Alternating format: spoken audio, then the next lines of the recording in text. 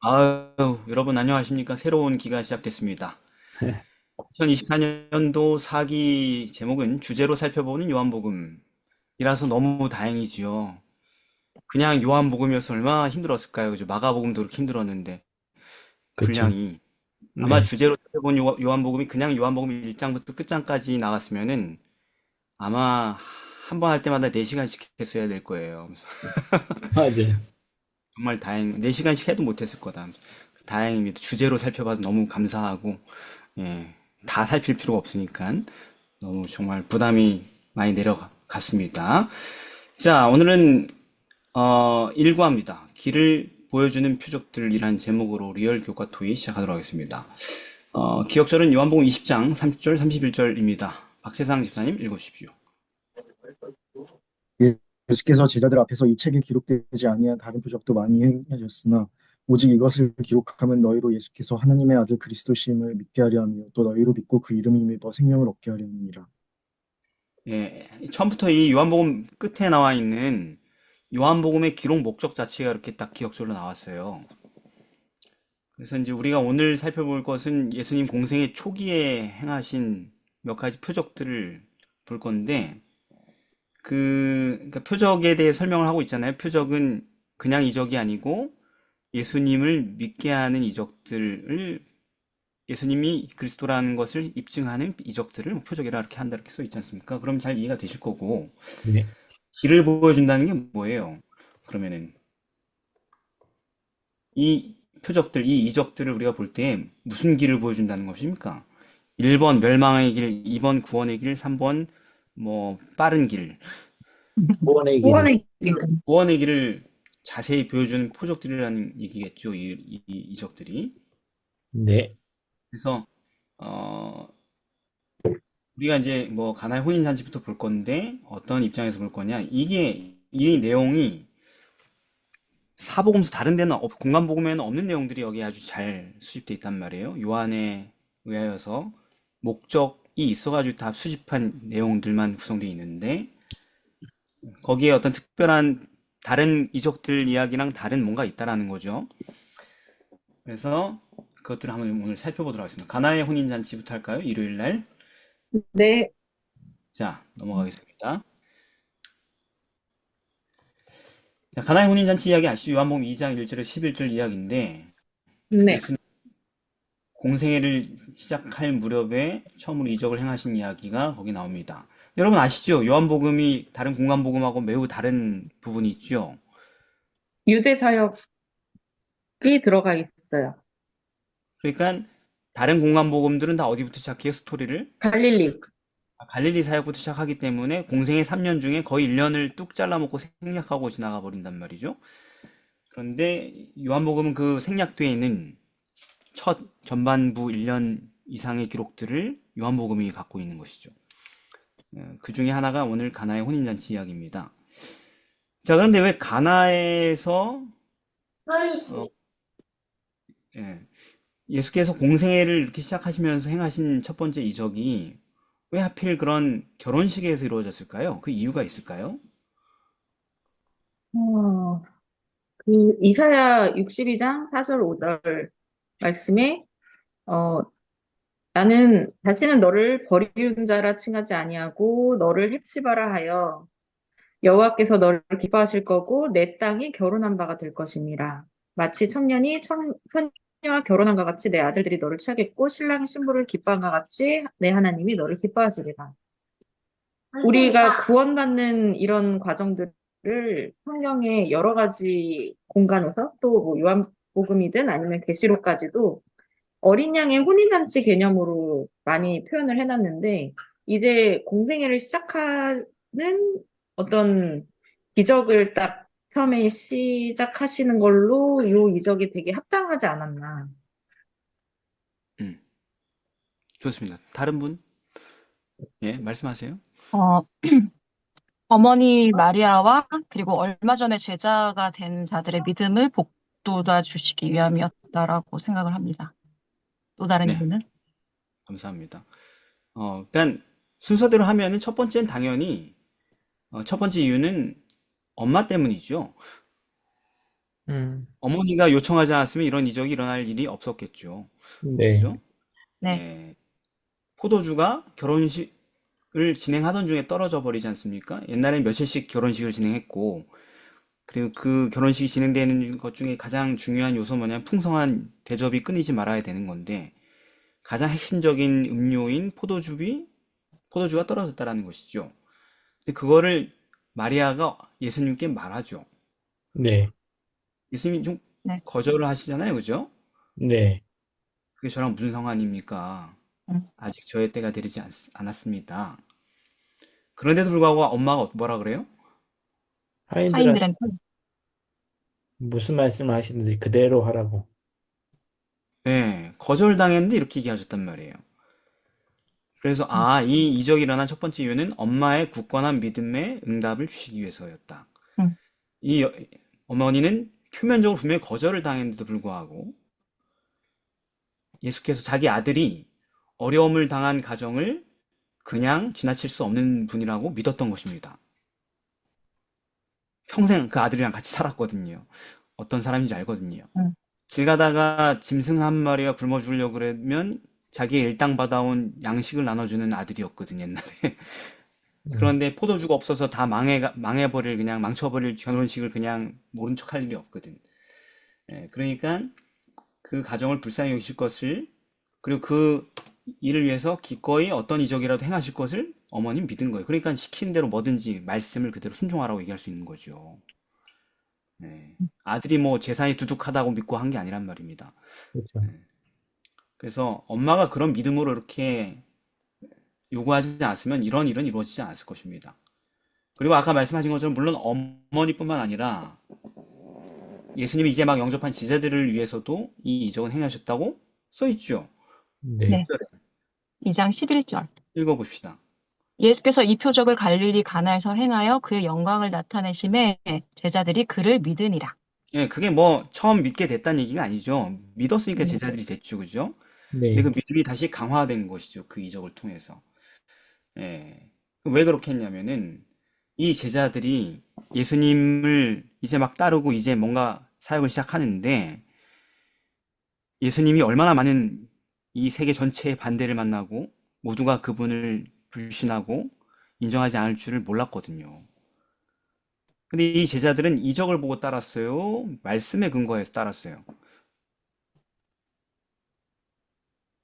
처음에? 말씀. 말씀. 이거 헷갈립니까, 이게? 헷갈리면 안 됩니다. 예. 오직 말씀과 증언에 입각하여서 예수님을 믿었단 말이에요. 예. 그런 사람들을 이미 믿었기 때문에 그들에게 그 믿음을 북돋아 주기 위하여서 이적을 행하실 것이었다. 누가 증언했습니까? 요한이 증언했잖아요. 세상 죄를 지고 간 하나님의 어린 양이라고. 그죠? 예. 이미 믿었기 때문에 그 믿음을 강하게 하시려고. 자, 그게 첫 번째 이유고, 두 번째 이유는 뭐냐면 굳이 혼인잔치에서 굳이 첫 이적을 행하셔야 됐나? 원래 첫 번째라는 건 다 중요하잖아요, 그죠? 네. 굳이 이적의 효과를 극대화하려면 어디서 하는 게 좋아요? 첫 스타트를 끊으려면은? 예루살렘. 막 그렇죠. 엄청난. 예, 수도에 최고의 종교 지도자들 다 모아놓은 자리에서 하면 좋잖아요. 얼마나 효율적이에요, 그죠? 한 방에 그냥. 왜 목회자들도 제일 중요한 설교가 뭐라 그래요? 토요일 설교? 아니요. 그냥 부임 설교라 그래, 부임 설교. 음. 예. 아니, 뭐, 다 그렇게 생각하지 않겠지만 그런 말 많이 들었단 말이에요, 저는. 예, 이전 교회 갈 때도 그런 압력을 받았단 말이에요, 어떤 담임 목사님한테. 자네 여기 부임 설교 얼마나 중요한지 알지? 똑바로 준비해야 돼? 뭐 이렇게 얘기한 분이 계셨단 말이에요. 예. 그래서, 예, 그러신가요? 뭐 이렇게, 예. 뭐 그런지 모르겠어. 아무튼 그런가 봐. 자기를 어필하고 확실하게 각인시키려면 첫 인상이 중요한가 봐요? 음. 나는 관심 없는데, 첫인상 이런 거. 예. 그런데 그게 중요하대요.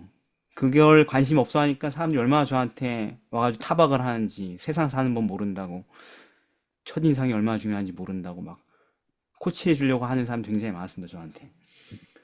예. 근데 예수님도 첫 임팩트를 주려면은 수도에서 지도자들 앞에서 예? 무대 깔아놓고 했어야 되는데 고작 지방에 저 변방 지방 귀퉁이에서 남의 결혼식장에 가가지고 그걸 했다. 예, 뭡니까? 이제 앞으로 예수님께서 이적을 행하실 건데 그 모든 이적들은 자기가 누군지 입증하거나 또는 자기의 능력을 보여주거나 이런 게 아니라 그저 사람들, 도움이 필요한 사람들에게 그들이 있는 곳에서 행복과 기쁨을 가져다 주는데 그 이적들이 사용될 것임을 보이시기 위해서 그렇게 하셨다. 이해돼요? 네. 예. 그러니까 자기를 입증하기 위해서 아니라 그저 도움이 필요한 누군가를 돕기 위해서. 거기가 주목받는 무대가 아니라 할지라도. 우리도 카메라가 우리를 다큐멘터리에서 딱 찍고 있으면 지나가는 거지한테 돈을 주죠. 그렇죠. 예. 야, 카메라 돌아갑니다. 막 이렇게 하면, 카메라 돌아가네 하면서 거지한테 돈을 줘야겠지 하면 주잖아요. 그죠? 카메라 안 돌아가면 관심 없지만, 눈에도 안 들어오지만. 근데 예수님은 카메라가 안 돌아가는 데서 그 일을 행하신다. 늘 남을 돕는. 그죠? 우리는 선행을 하면서도 이 선행이 예? 어떤 기업 회장의 눈에 들거나 방송국의 제보가 됐으면 좋겠다는 생각으로 선행을 할 수도 있는데 예, 그런 거 관심 없다. 예수님은. 세 번째 이유가 뭔지 아십니까? 아까 우리 이다의 성도 얘기한 거예요. 그분께서 이 땅에 오셔서 결국 그분이 하실 일이 무엇인지 그리고 그 자기의 희생을 통해서 세상에 가져다 주려고 하는 최종적인 축복이 뭔지 다 미리 보여주려고 이 혼인잔치에서 특별히 이 일을 행하신 거예요. 예. 여기 물과 포도즙의 변화 이게 뭐예요? 그분의 죽음과 우리에게 영생을 주는 그분의 보혈. 그거 하시려고. 그리고 그 결과로 혼인잔치가 풍성한 공급을 받은 것처럼 우리를 하늘에서 있을 어린 양의 혼인잔치에서 대접하시기 위하여서 그 보혈, 그 포도주를 주신다. 그걸 보여주는 겁니다. 이거를 뭐 굳이 더 설명하지 않겠습니다. 아까 네. 성경도 인용했고 그래서 어린 양의 혼인잔치에 청함을 입은 자들이 복이 있도다 하면서 끝나지 않습니까? 마지막에. 네. 마지막 최고 최상의 보상까지 다 보여주기 위해서 그분의 희생과 그래서 그랬다. 또 있습니다. 네 번째. 왜 혼인잔치냐 하필. 그분의 공생기간에 그분이 하실 사역이 어떤 종류의 사역인지 보여주려고.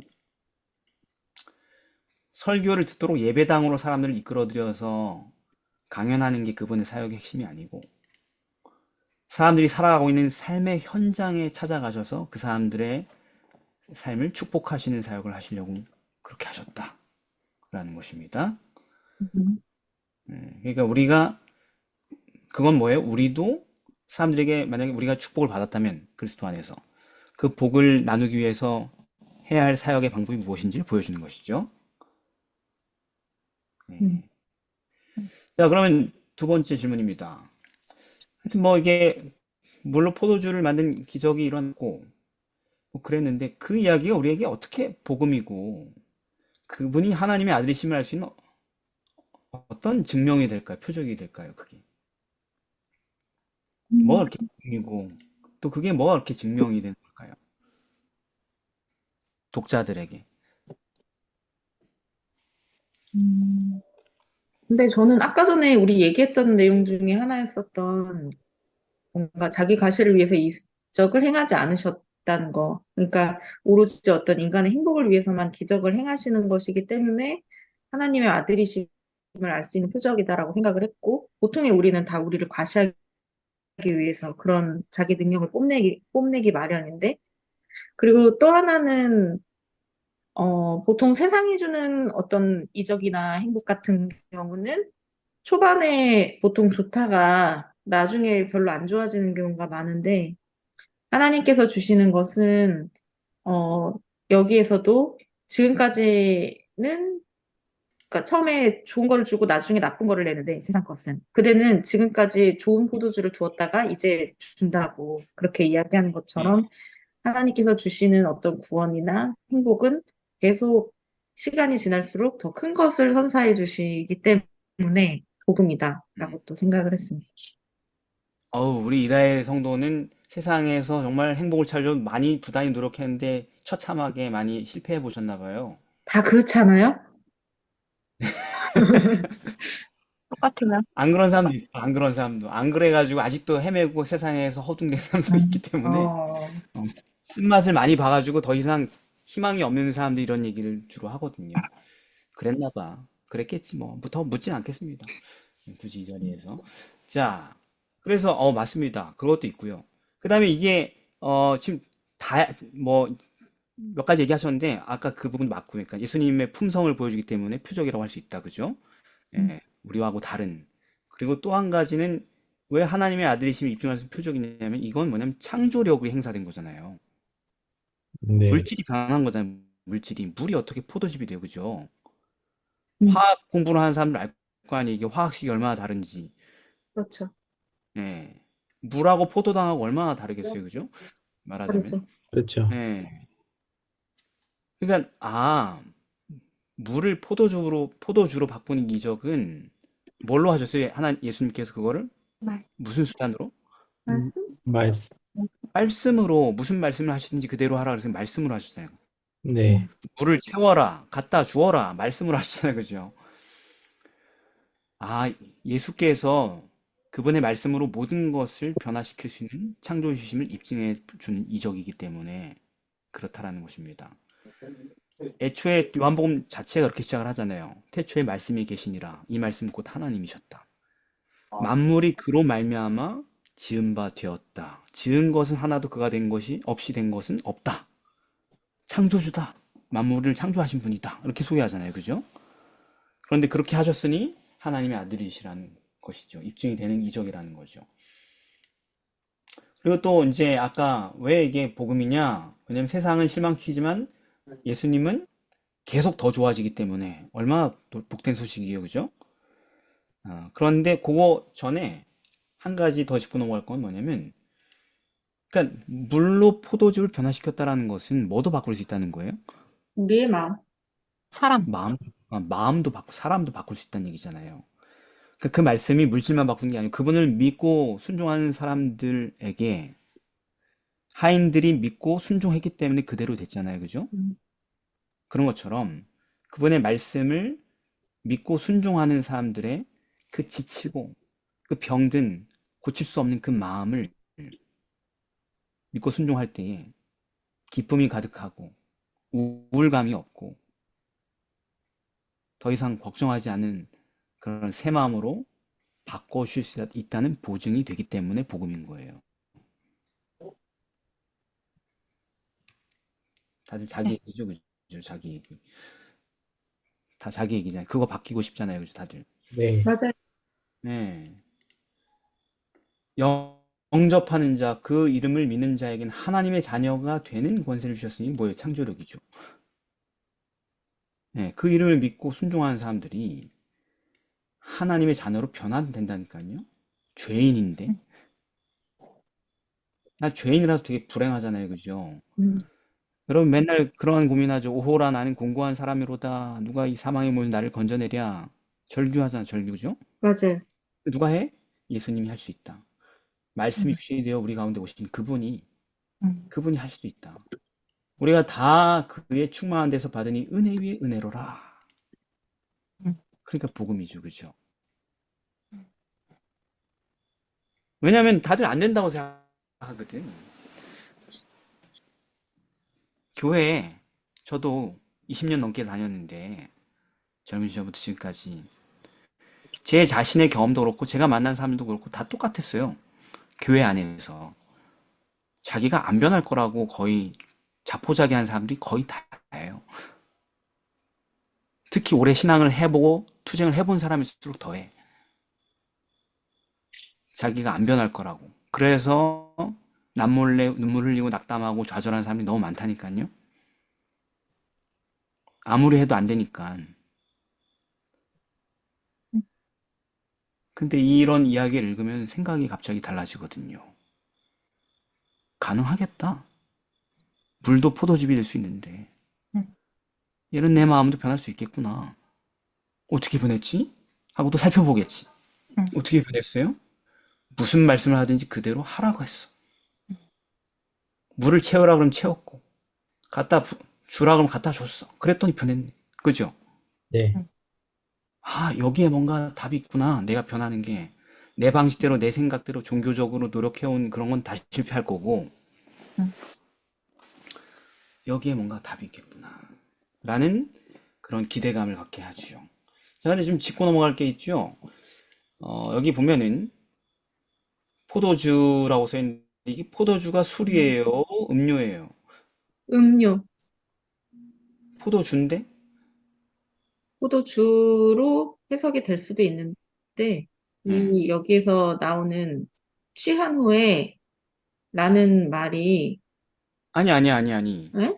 여기서 나온 취한 거에를 얘기하기 전에 예.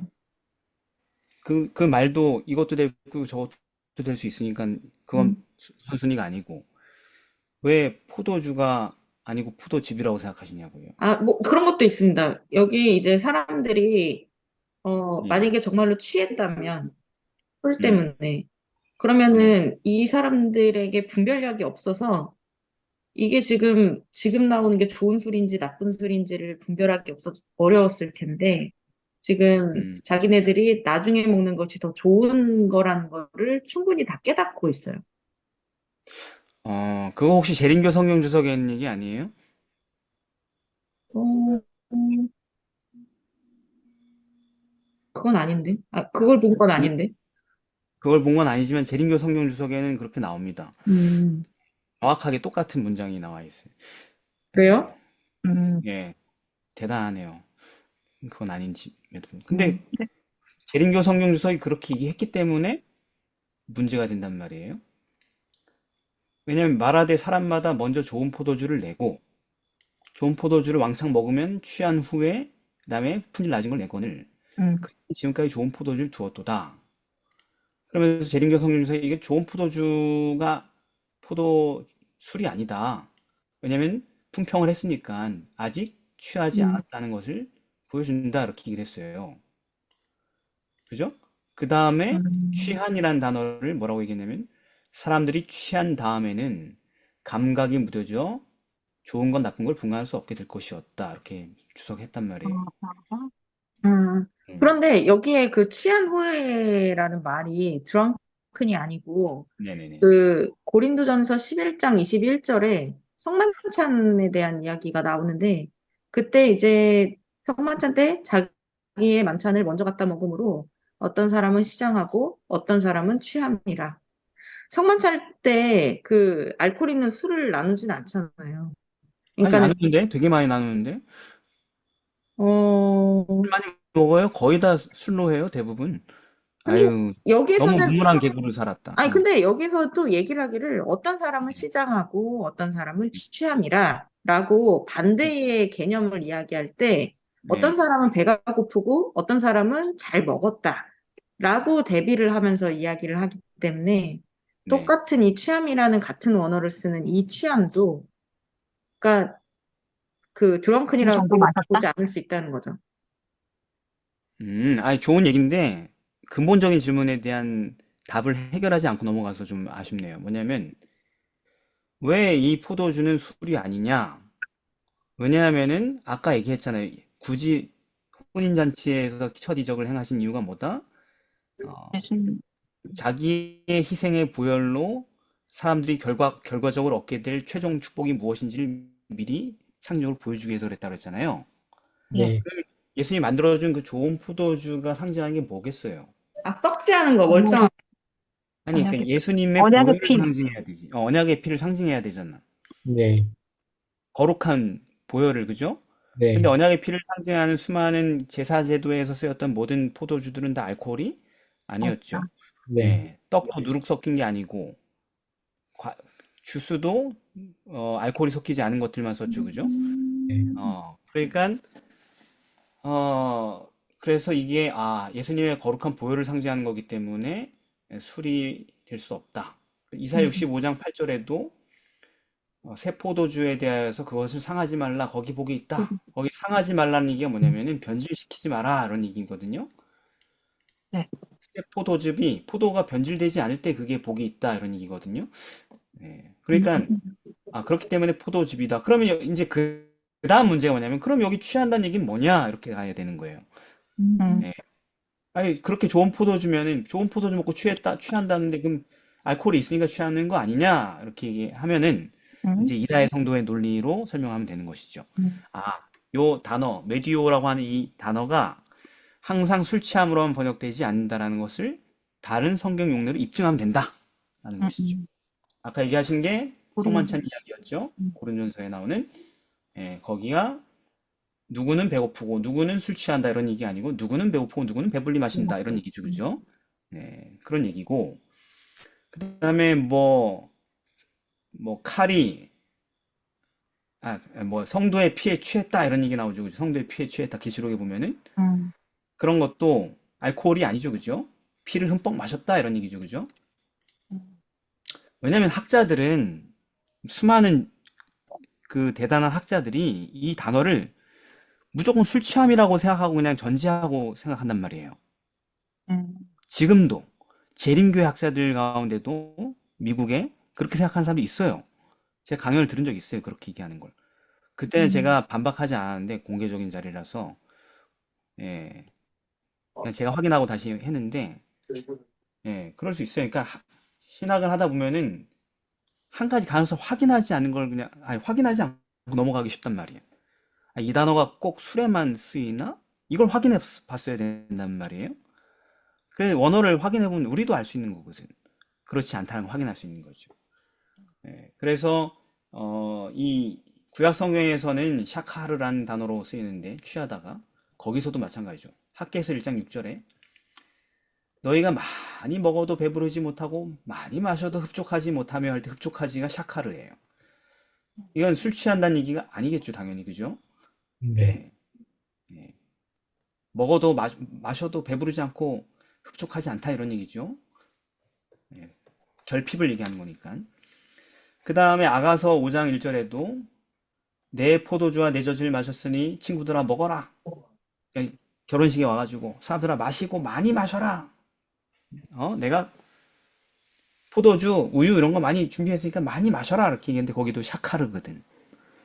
술 취한 게 아니죠. 우유 먹고 술 취해요? 네. 알코올 아니죠. 네. 우유 먹고 술 취해? 아니라고. 아니잖아, 그죠? 깜짝 놀랐네. 그러니까 그러니까 이 지금 우리 요한복음에 나오는 이 번역이 잘못됐구나, 문맥에 맞지 않게 잘못됐구나, 그죠? 그래서 이 단어는 목적어가 술일 때는 술 취하다, 그리고 목적어가 술이 아닐 때는 충분히 마신다라는 뜻이 되는 거구나라는 걸 확인할 수 있죠. 그래서 본문을 좀 올바로 번역해 보실까요, 누가?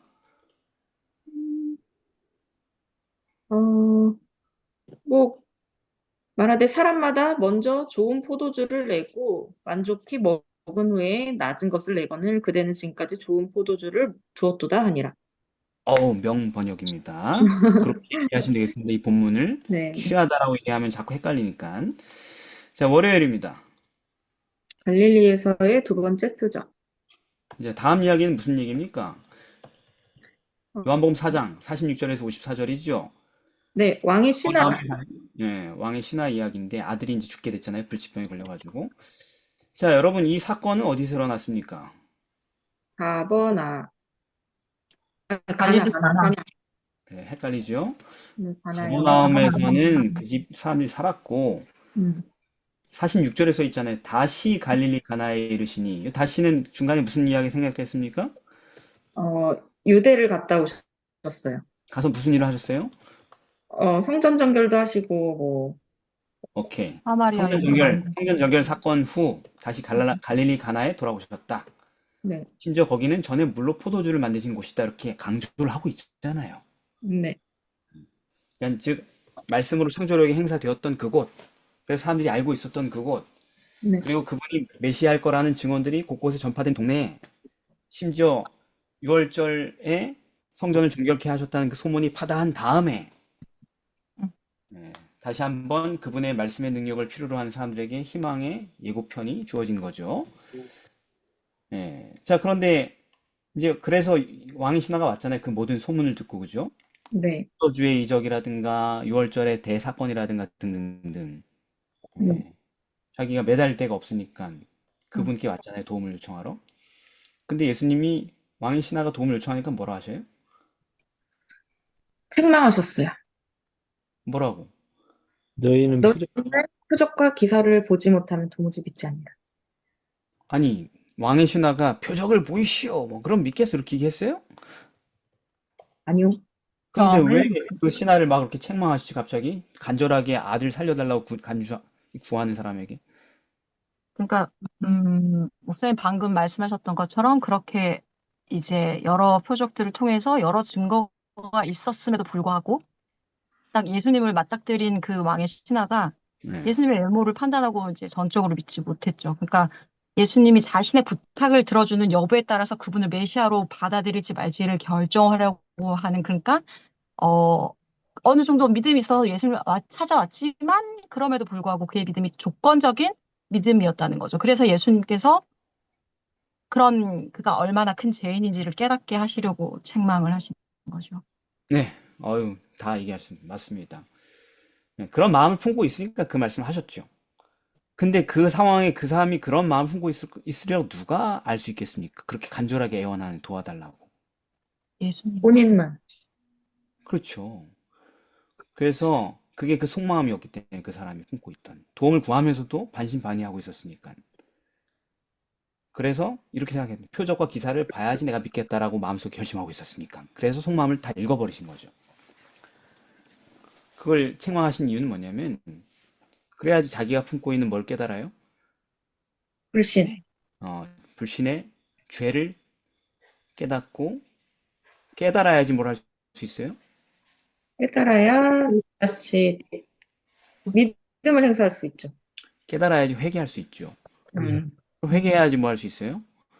다시 믿을. 구원을 받을 수 있죠. 음, 그죠? 믿고 네. 구원을 받을 수 있죠.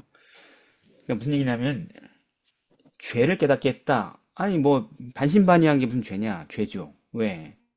요한복음 16장 8, 9절에 성령께서 오셔서 하는 일은 죄에 대하여 의에 대하여 심판에 대하여 세상을 책망하신다. 성령의 첫 번째 사역은 뭐다? 죄를 책망하시는 거다.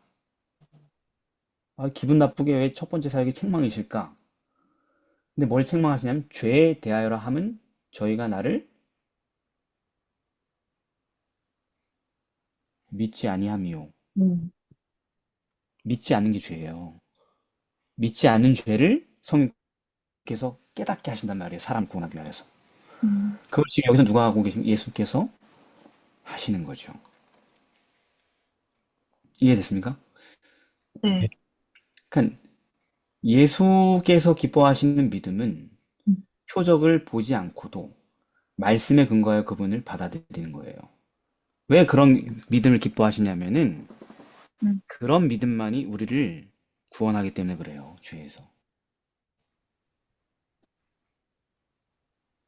예. 백부장이 뭐라 그랬습니까, 예전에? 다만 말씀으로만 하십시오. 그러면 하인이 낫습니다. 이런 믿음. 언제 보여줬어요, 백부장한테? 아니요. 예. 방금 전에 만나고 왔던 사마리아 여자도 그랬죠. 사마리아 여자한테 뭐 좀 보여줬어요? 자, 이 물을 먹어봐라. 얼마나 맛이 기이한지. 하면서 뭐 뼈병 이렇게 했어요? 아니요. 아니요. 어, 말씀. 먹으니까, 한 열흘은 물을 안 마셔도 될 것 같아. 막 이랬어요? 아니요. 그런 거 안 했잖아요. 그죠? 그런데도 사마리아 사람들은 전부 다 예수를 믿었다니까요. 그 여자의 증거만 보고도.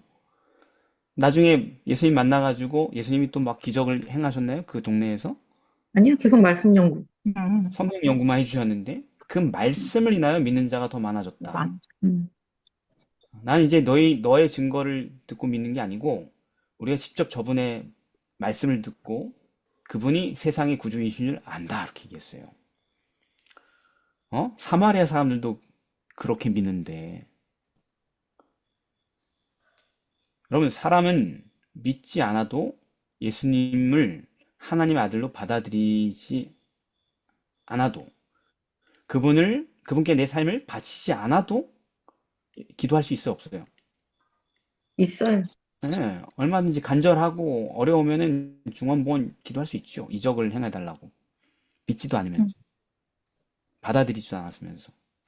왜냐면 내가 내 코가 석자니까 뭐라도 비풀하게도 잡는 심정으로. 근데 여러분, 그런 요구는 그 사람 위해서 허락될 수가 없는 겁니다. 왜냐면 믿지 않고도 원하는 걸 얻을 수 있기 때문에, 그렇게 되면. 그러면은, 그래도 뭐 도와주기 좋지 않아요? 아니죠, 아니죠. 믿지 않고도 내 욕심과 내 필요를 다 채울 수 있으면 믿겠습니까? 끝까지? 안 믿어요. 안 믿으면 어떻게 되죠? 멸망하는 거죠. 네. 예수님이 그들을 구원하지 못하게 막을 거거든요. 그런 경험들. 우리는 구하여도 받지 못하는 경우가 있는데 그건 정욕으로 쓰려고 잘못 구하기 때문에 야고보 4장 3절. 그리고 예수님도 그랬죠. 너희가 나를 찾는 것은 표적을 본 까닭이 아니라 떡 먹고 배부른 까닭이다. 네. 자기 필요를 채우기 위해서. 그래서 예수님은 그 사람의 영혼을 구원하기 위하여서 그와 같은 잘못된 태도를 책망하시고 뉘우치게 하신 것입니다. 자, 그런 태도를 갖고 있었음에도 불구하고 신하의 아들이 낳게 됐죠, 결국. 네. 낳게 된 이유가 뭘까요, 갑자기? 믿었어요. 갑자기? 안 믿다가? 그걸 이제 예수, 음, 아니, 뭐 달라진 게 있습니까? 처음에는 도와달라 그랬는데 지금도 도와달라 그러지 않습니까? 그러고서는 예수께서 가라사대 내 아들이 살았다 하신데 그 사람이 예수의 하신 말씀을 믿고 가더니 어, 그 전에 주여, 내 아이가 죽기 네. 전에 내려오소서. 그러니까 내 아이가 죽기 전에 내려오소서 앞에 주여, 주여. 이런 단어의 표현의 차이가 보여주는 변화가 있는 거예요. 음, 자기의 잘못된 생각을 지금 바로 즉시 어떻게 하는 거예요? 어쩌어요 그렇게 뉘우쳤어요. 예, 자기의 죄를, 불신의 죄를 깨닫고 뉘우치고 즉시 그리스도를 주여, 주로 받아들였다는 거예요. 난 이게 구원받는 거예요, 여러분. 이게 구원받는 거예요, 지금도. 수많은 사람들이 구원을 못 받아서 고통당하고 있어, 교회를 다니면서. 그런데 이 사람도 그런 사람이었는데, 이 사람이 구원받았어요. 이 하나의 차이 때문에. 무슨 얘기냐면, 이제 자기 아이 살려주지 않으실지라도 어떻게 하겠다는 거예요? 믿겠다고 믿어요. 그분을 섬기겠다는 얘기예요. 네. 영접하겠다라는 얘기예요. 이제 조건 필요 없다라는 거죠. 나 안 도와주셔도 나는 주님의 종입니다. 이거예요. 그런 믿음을 택했어요. 그게 쉽겠습니까? 어렵겠습니까? 어렵죠.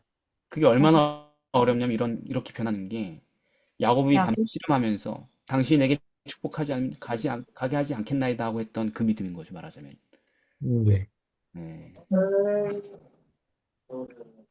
그러니까 능히 하실 수 있다는 이제 이 간구로 바뀐 거예요. 이거는 과연 하실 수 있을까라는 간구와는 차원이 전혀 다른 것입니다. 이때 이제 예수님께서는 응답을 들을 수 있어요. 대부분 우리가 어려움 당하면은 이런 마음으로 기도하는 게 너무 힘들어요.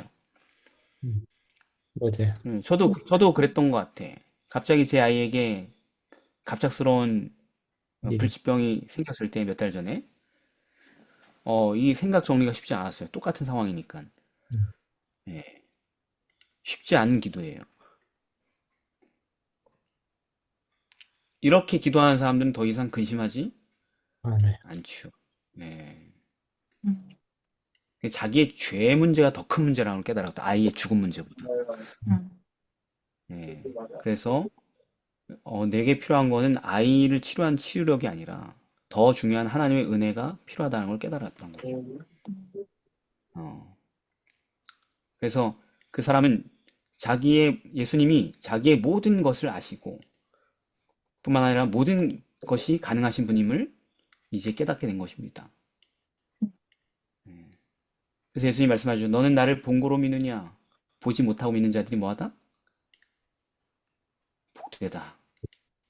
말씀에 근거하여서 믿음을 세웠다라는 거예요. 음. 모세와 선지자들에게 듣지 아니하면 비록 죽은 자 가운데 살아난 자가 있을지라도 권한을 받지 않는다. 이게 맞는 얘기인 거죠. 예.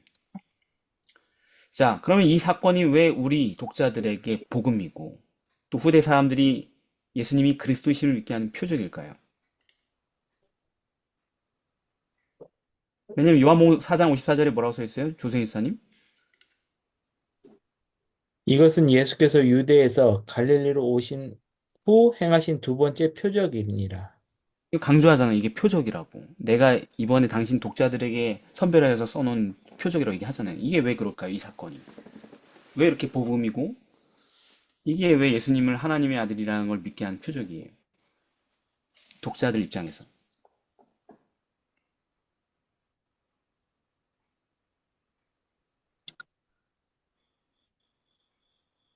왕의 신하가 보여준 그 믿음이 보지 않고도 믿는 자들에게 주어진 복을 보여주는 신뢰가 되는 것 같고, 그래서 그 가라, 내 아들이 살아있다 하시는 그 사람이 예수께서 하신 말씀을 믿고 가더니, 그래서 예수님의 말씀을 전적으로 신뢰한 그 신하가 그 즉시로 가버나움에 서둘러 가지 않았던 그 믿음? 그리고, 그래서 그 하인들이 왔을 때 전날 예수님께서 말씀하신 그때 그 시각에 아들이 회복되는 것을 그냥 확인할 뿐이었다는 거. 근데 그 일로 인해서 그 후에 그와 그 가족들이 모두 예수님의 제자가 되었다. 그러니까 솔직히 이런 상황을 볼 때 갈릴리 가나랑 한 25km 정도 떨어진 그 가버나움의 아들을 이제 오직 말씀만으로 살리신 이 표적이 그분이 메시아시고 그리스도라는 사실을 믿게 하는 증거가 되는 사건이기 때문에 네, 어, 좋습니다. 아닐까. 감사합니다. 네, 맞아요, 맞아요. 네. 사실 이 사건에서 행하지 진정한 표적은 뭘까요? 이 신하가 죄에서 돌이키는 것, 회개한 것. 그렇죠. 맞습니다. 단지 아이를 살리신 것이 아닙니다. 그거는 부수적인 선물이었어요, 사실. 네, 뭐냐면 그 신하의 은밀한 마음을 꿰뚫어 보시고 그 죄인의 영혼을 변화시킨 그 말씀의 능력이 진정한 표적인 것입니다. 예수께서 하나님의 아들이시란 사실은 불치병이 나은 것보다 더 큰 표적, 즉 말씀으로 의심하는 죄인의 마음을 변화시킨 이 표적에서 더 강하게 입증된 거죠. 그래서 만일 우리가 지금 처해 있는 그 영적인 형편, 내 모습의 그대로를 정말로 진실되게 깨달을 수 있다면, 내가 지금 내 영적 형편을 정말로 있는 그대로 깨달을 수 있다면, 볼 수 있다면, 하나님의 도움을 힘입어서, 그래서 내가 주님께 전적으로, 구체적으로 도움을 구할 수 있게 된다면, 나도 변할 수 있겠구나. 저는 상담을 굉장히 많이 하는데, 온갖 사람들의 상담을 하고 살았는데 지금까지 살면서, 당연히 그건 당연한 거죠. 그리스도인을 살려면, 그죠? 음, 도움을 필요로 하는 사람들과 만나고. 근데 여러분, 사람들이 자기가 죄인인 걸 알까요? 모를까요? 몰라요. 몰라요. 안다고 얘기할까요? 모른다고 얘기할까요? 안다고는 얘기하지. 안다고 안다고. 얘기하죠. 다 안다고 얘기해요. 자기가 얼마나 형편없는 죄인인지, 처참한 인간인지를 막 묘사해요, 다들. 자기 안다고 모르는 게 아니라고 자꾸 얘기를 해요.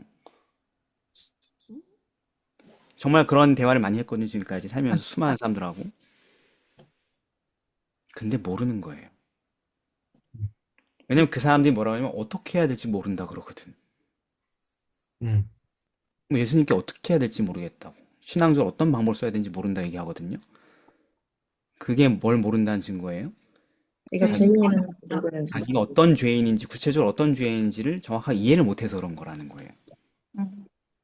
그게 이해가 된 사람은, 있는 그대로의 자기가 실체가 정확하게 보인 사람은 어떻게 예수님께 매달려야 될지를 알게 돼요. 그렇죠. 음. 근데 내가 예수님께 어떻게 매달려야 할지 모르고 방황하는 사람이 되게 많은데, 교회 안에. 그거는 첫 단추가 아직 해결이 안 됐기 때문에 그런 거예요. 음. 자기가 죄인이라는 것을 성령의 은혜 안에서 깨닫지 음. 못해서 그런 겁니다. 자기가 어떤 사람인지 어떤 상황인지 정확하게 깨달으면은 자기 뭐 이래서 나쁘고 저래서 나쁘고 이런 얘기는 다 의미가 없어요. 그건 자기가 평가하는 나쁜 점이지. 그렇죠. 하나님 보시는 그 전곡을 보지 못하면 뭘 어떻게 도와달라고 해야 될지 몰라서 기도도 잘 안 하고 그런 사람들은 성경도 봐도 뭐 잘 모르고 그렇게 되는 겁니다. 정확하게 자기가 어떤 죄인지 하나님 앞에서 알게 된 사람들은 정말로 예수님이 나의 구주로 보이게 되고 정말로 희망찬 그리고 정말로 내가 저분께 구하면은 나를 이 죄에서 건지신다라는 것을 확신할 수 있게 되는 겁니다. 음, 오늘 이 이적은 그걸 보여주는 거예요. 음, 그 왕의 신하는 그걸 깨달은 것입니다. 그래서 그의 음, 삶에 그리고 심지어 그의 가정에도 그 놀라운 복이 오게 된 것입니다. 음, 죽을래 하나 살아나는 게 대단한 일이 아니고 음. 그리고 이제 그 왕의 신하가 집에 갈 때 여기 집에서 올 때 어떻게 왔을 것 같아요? 가나로 올 때는 편하게. 아니지. 아, 가버나움에서 가나로 올 때는 아프리카 있을 때. 엄청 절박한 마음으로 왔지. 가나로 올 때. 제가 제 딸 때문에 응급실 찾아다니며 헤매는 거랑 비슷한 거죠. 이 의료 대란 속에서 말입니다. 음. 예. 근데 이제 집으로 돌아올 땐 어떻게 왔다고요? 여유, 예. 만만. 아주 그냥 뭐 그냥 경치 구경하면서 하룻밤 시간 보내고 막 그러면서 갔단 말이죠. 왜 그랬을까? 왜 천천히 갔을까? 너무 좋아서. 뭐가 너무 믿었, 자기가 구원받았다는 이 사실이, 메시아를 만났다는 사실이 너무 좋아서. 너무 좋으면 빨리 가가지고 가족들에게 막 외쳐야지. 뭐가 그렇게 시간을 끌어 좋은데? 너무 좋으니까? 아니 너무 좋으면은 빨리 가가지고 달려가가지고 부활을 발견한 마가복음 저번에 했잖아. 제 여자들이 부활을 소식을 듣고 달려갔잖아. 막 다름질을 했잖아. 그치? 너무 좋으면은. 음, 근데 왜 안 거기는, 다름질하고 이렇게 막 느긋하게 가? 거기는 또 거기만의 그 기쁨이 있을 거다 생각하고, 자기도 이제 어느 날 오던 게 다 아, 새롭게 느껴졌을 테니까. 어떤 하늘, 뭐 그냥 이렇게 맨날 가던 길도 새롭고, 오케이 오케이 됐다 됐다. 뭐냐면은 여러분 그런 경험을 해본 적 있는지 모르겠습니다. 온 세상의 모든 것이 나를 사랑한다고 얘기하고 나를 축복하고 있는 것처럼 느껴질 때 하늘과 땅과 천지 만물이 나를 향해서 노래하는 그런 경험들 해보신 적 있나요? 있지요. 네. 넋을 잃어버리죠. 풀 하나를 보고 꽃을 보고 그래도 말입니다.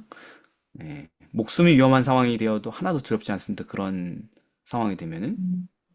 음, 저는 음, 산에서 조난을 당한 적이 있었는데 초겨울이 될 무렵에 말입니다. 11월 달이었나? 10월 말이었구나. 산에서 조난을 당한 적이 있었는데 너무 행복했어요. 길을 잃고 캄캄한 산을 내려오는 그 길이. 왜냐면 그게 제가 예수님 믿은 지 첫 생일이었는데 그때가. 아, 길을 잃어서 생존을 걱정해야 되는 그 척박한 상황에서 그 사람이 없는 그 깊은 산이 얼마나 아름답고 숨막히는지, 내 위에 펼쳐져 있는 밤하늘의 별들이 얼마나 나를 사랑한다고 얘기하는지, 음, 예, 그 모든 것들이 막 죽음의 공포 따위는 없었어요. 죽어도 상관없다고 생각했었죠.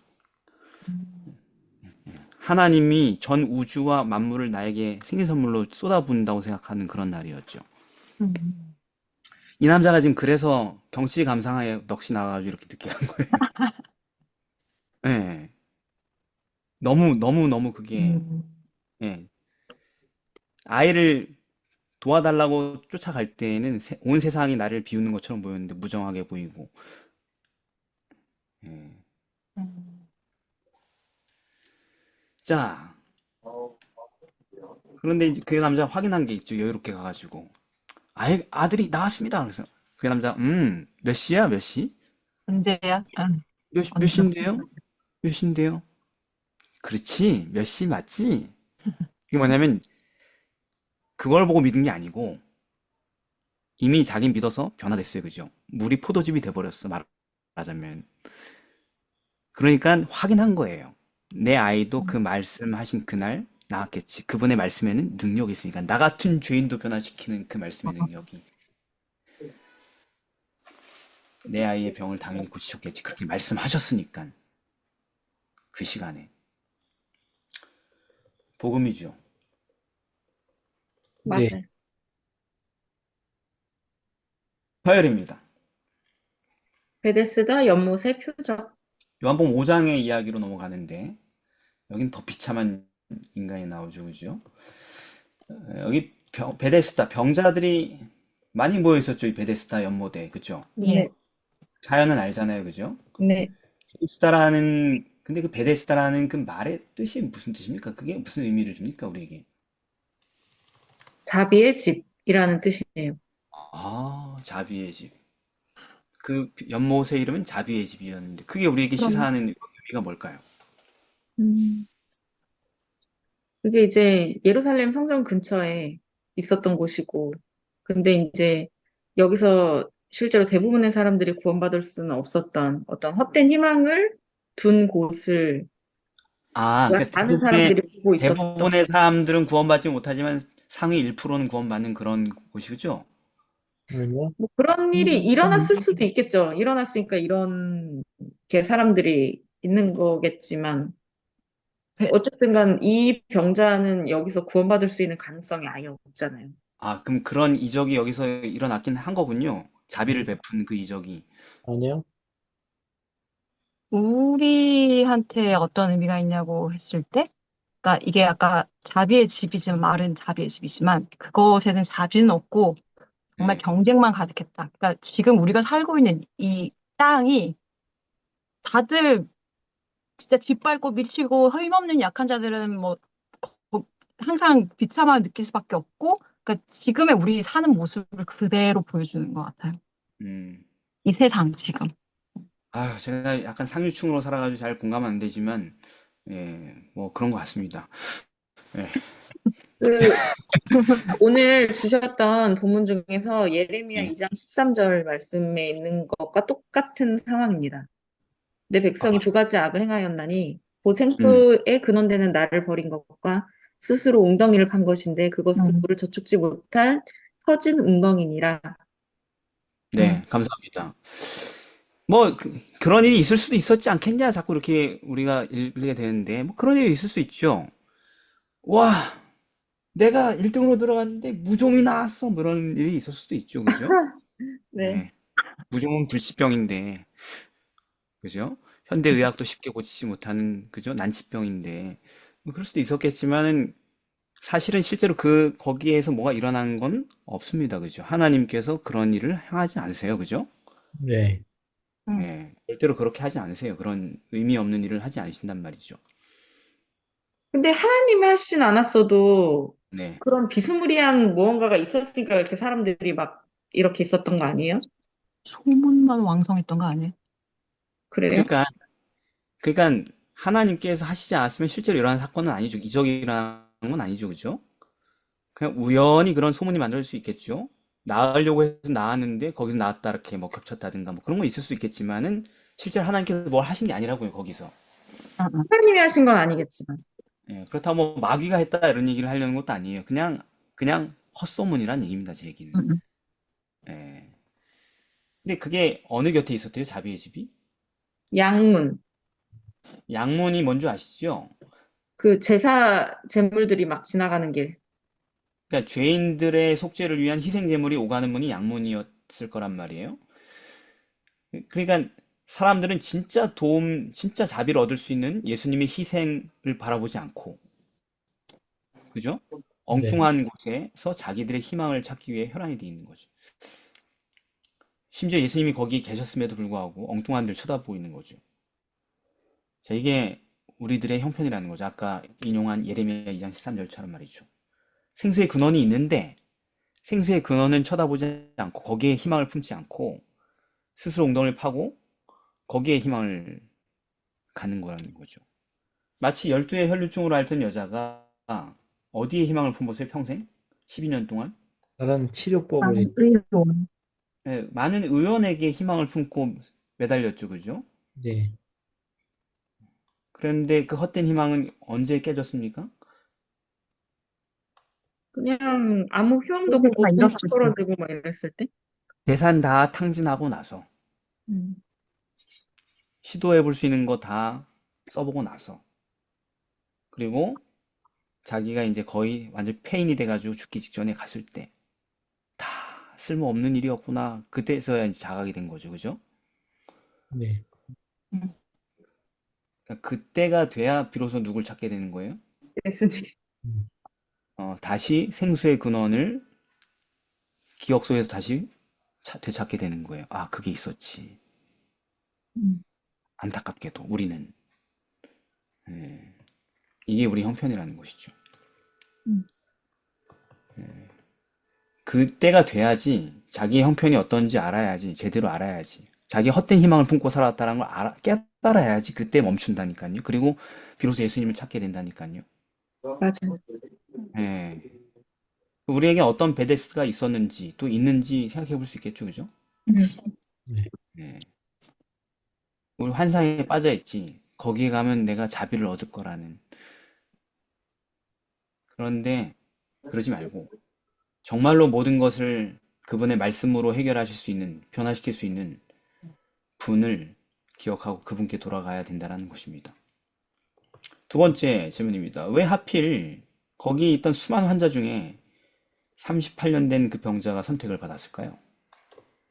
그 사람의 형편이 그곳에 있는 병자들 중에서 가장 좋지 않은 최악 상황이었기 때문이고, 그러니까 그게 예수님이 6절에 그 누운 것을 보시고 병이 벌써 오랜 줄 아시고, 그래서 오랜 기간 병들어 있었고, 그리고 7절로 봤을 때 그런 자신이 어떤 하나님의 자비에서 끊어졌다고 생각하고, 그러니까 하나님께 버림을 받았다고 생각하고 있었기 때문에, 7절에 어디 버림받았다는 얘기가 있죠? 아니 그러니까 뭐 나를 못에 넣어줄 사람도 없고 뭐 어쩌고 저쩌고 이렇게 원망의 어떤 그런 말이 아닐까 생각했어요. 아, 어쨌든 예, 네, 그렇군요. 예.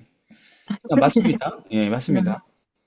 일단은 가장 처참한 병자였습니다. 가장 오래되고, 그죠? 맞아요. 네, 네, 7절에서 할 수 있는 건 뭐냐면은, 여기는 경쟁을 조금이라도 해야지 자비를 받기 위해 시도할 수 있잖아요. 그죠?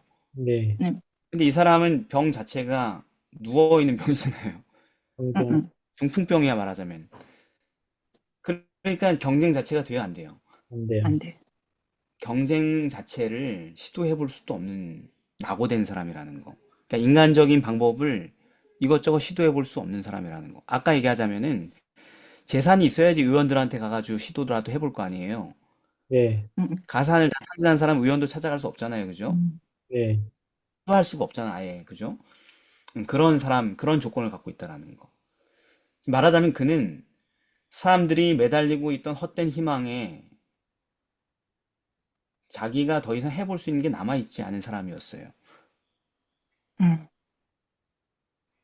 그러니까 뭐 해볼 수 있는 여지가 남아있으면 헛된 희망도 계속 붙을 수 있거든요. 그렇죠. 알잖아요, 여러분. 다 살아봐서. 음, 알잖아요, 그죠? 예. 뭔가 내가 해볼 수 있는 여지가 남아있으면 계속 고 시도하죠. 하잖아요. 네. 네, 그 희망을 포기하지 않잖아요, 그죠? 근데 이 사람은 이제 더 이상 해볼 게 남아있지 않은 사람이라는 거죠.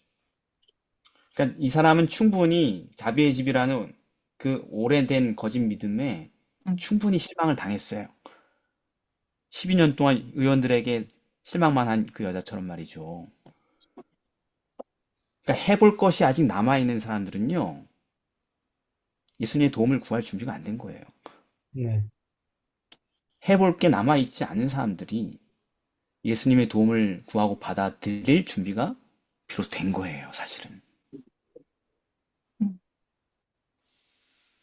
뿐만 아니라 그 사람이 가진 질병을 보니 뭘 알 수 있어요? 이 사람의 질병의 종류를 보니까. 중풍. 그러니까 이 사람이 무슨 상황에 놓여 있는 걸 알 수 있어요, 우리가? 거의 조금 있으면 죽을 수 있는 거죠. 인생, 인생 그의 과거, 과거 뭐요? 과거가 좀 과거, 방탕하게 살았던 거? 방탕하게 살았으면 지금 방탕하게 산 결과 이렇게 살고 있으면은 뭐가 가득할까? 죄책감. 예. 이해되세요? 무슨 말씀인지? 됐다. 예, 우리 마태복음 9장이나 마가복음에 보면 이런 얘기 있잖아요. 중풍병자 이야기, 지붕 뚫고 로우킥한 그 있잖아요, 그죠? 음, 네. 음. 그 사람도 중풍병 나으려고 간 게 아니고 더 뭐가 괴로웠어요? 자기의 죄책감, 죄. 죄책감이었죠. 자기 인생 자기가 그렇게 만들었다라는 죄책감. 음, 그래서 예수님이 소자야 안심하라 내 죄사함을 받았느니라. 그가 가장 원하는 말을 먼저 해주셨잖아요. 치료보다. 음, 같은 동종의 질병 환자예요. 그리고 이런 질병은 지금도 마찬가지 대부분 이게 뇌질환이잖아요. 그죠? 네. 예, 극한 방탕이 데미지가 돼서 오는 경우가 많았단 말이죠. 음, 근데 이건 여기까지 추측이죠. 그죠? 네. 이걸 네. 사실로 입증할 수 있는 방법은 없을까요? 이 사람이 범죄 때문에 이렇게 됐다라는 것을. 음, 우리는 성경으로 확실한 게 좋잖아. 그지? 추측에 머무는 걸 인정하지 않는 사람들이잖아요. 여기 있는 사람. 자, 시간 많이 지나고 여기. 5장 14절. 그 후에 네. 예수께서 그 사람 만나 이르시되 보라, 내가 나았으니 더 심한 것이 생기지 않게 다시는 죄를 범치 말라 하시니. 그러니까 그런 질병이 생긴 이유가 뭐다? 죄. 범죄에 방종했기 때문에 그렇게 됐다. 그러니까 나았으니 이제는 그렇게 하지 말아 어, 얘기하셨죠. 그죠? 음, 그러니까 이 사람은 자 다시 그러니까 이 사람은 자기가 얼마나 절망적인 죄인인지 철저하게 이미 깨닫고 있는 사람이었어요. 음, 그래서 누구보다 하나님의 죄사함을 갈망하던 영혼이었던 거죠. 그게 이 사람이 택함 받은 이유였던 것입니다. 음, 그냥 처참해서가 아니고 가장 아파서가 아니고 음. 이런 조건들이 다 갖춰져 있었기 때문에 이 사람이 선택받았어요. 그래서 어 계속 우리에게 지금 보여주는 게 있죠. 네. 예, 어떻게 구원받는지. 조금. 세리가 어떻게 구원받았습니까? 하나님 불쌍히 여기세요. 전 죄인입니다. 라는 것을 자각했기 때문에 도움을 받을 수 있었죠. 네. 음, 예수님이 말씀하셨잖아요. 건강한 자에게는 의원이 쓸데없고 병든 자에게 쓸데있다. 음, 난 의인을 부르러 온 게 아니라 죄인을 부르러 왔다. 자기가 죄인인 줄 아는 사람을 도우러 왔다. 음, 근데 우리는 어때요? 오늘날 우리 시대의 교회는 어때요? 말만 죄인이라 그래요. 네가 말하기를 나는 부자라. 부여야 부족한 것이 없다. 하지만 네 곤고한 것과 가련한 것과 가난한 것과 눈먼 것과 벌거벗은 것을 알지 못하도다. 우리는 질병이 뭐냐면 우리가 죄인인 거를 잘 자각을 못하는 시대를 살고 있다는 거예요. 음, 그러니까 시도할 수 있는 게 너무 많아. 베데스다가 너무 많은 거죠. 네, 너무 많아요. 내 영혼을 위로할 수 있는 베데스다가 너무 많아. 그리고 그 베데스다에 가가지고 시도해 볼 수 있는 체력과 재력과 시간 그기가 너무 많아. 그래서 그 우선순위에서 제일 끝에 있는 게 마지막으로 해볼 게 생수인데 생수의 근원인데 거길 갈 일이 없어. 왜냐면 거기 안 가도 웬만큼 다 해소가 되거든. 음, 영혼의 이 헛헛함이. 응? 이런저런 방법들로 나름 위로를 받거든. 위로거리가 너무 많거든. 그리고 위로거리를, 가 부자들은 부자들의 위로거리가 있고, 큰 돈이 드는. 가난한 사람들은 가난한 사람들의 위로거리가 있고, 그리고 돈이 없는 사람들은 아예 무료로 얻을 수 있는 위로거리들도 많고. 그래서 생수의 근원은 갈 일이 없어, 죽을 때까지. 실망을 충분히 해야 되는데, 실망하려니 실망해볼 재밌는 것들이 너무 많아. 맞아요. 네. 그래서 이 시대의 사람들은 자기가 부자라 부유에 부족한 게 없다고 생각하는 거예요. 왜냐하면 쩐도 많고 시도해 볼 기회도 많고. 그래서 예수님의 능력을 교회를 그렇게 오래 다녀도 우리가 경험하기가 힘든, 참 우리가 생각할 때는 역사에서 가장 그래도 우리가 정말 행복한 천국 같은 삶을 살고 있다고 생각하지만 그렇죠. 다시는 50년 전이든 100년 전이든 그 시대에 살고 싶다는 생각이 안 들지만 아무도 그렇죠. 아무리 사는 게 힘들어도 하지만 가장 불쌍한 사람들이다. 음, 영적으로 봤을 때 마지막 가장 풍요로운 이 시대의 사람들. 그러니까 교회에도 간절함도 없고 부흥도 없고 에너지도 없고 재미도 없고 맞아. 교회 가는 게 재미가 없어. 물론 재미가 없는 이유는 여러 가지가 있지만, 예, 음, 맞아. 제대로 음, 된 교회가 있다 할지라도 재미가 없는 거예요, 말하자면. 음, 음, 음. 맞아. 자, 그러면서 오늘 이 표적이, 베데스다 표적이 우리에게 하나님의 아들을 믿도록 보여주는 복음인 이유가 뭘까요? 보통은 항상 이걸 정리해야지. 주제별로 보는 거니까. 예, 말씀하십시오. 보통은 병자를 고치기 전에 믿음을 다 거의 시험을 하시잖아요. 근데 여기에서는 그 절차가 없다라는 것이 약간 다른 점이었는데, 그러니까 그 이유가 이제 이 사람의 상태를 예수님께서 아셨기 때문이었다. 그러니까는 예수님께서 그래서 먼저 또 다가가 주셨고, 그래서 우리의 모든 상황을 다 아시고 또 이제 생명을 주실 그분이 우리의 예수님이라는 거. 그리고 그렇게 도움이 필요한 사람한테는 무한정한 도움을 주실 수 있는 분이라는 것이 여기서의 복음이 아닐까. 아유, 좋습니다. 그런데 좀 약간 제가 좀 더 묻고 싶은 건 뭐냐면, 이 사람에게는 왜 죄인임을 깨닫게 하는 그걸 안 하셨나요? 깨닫고 있었.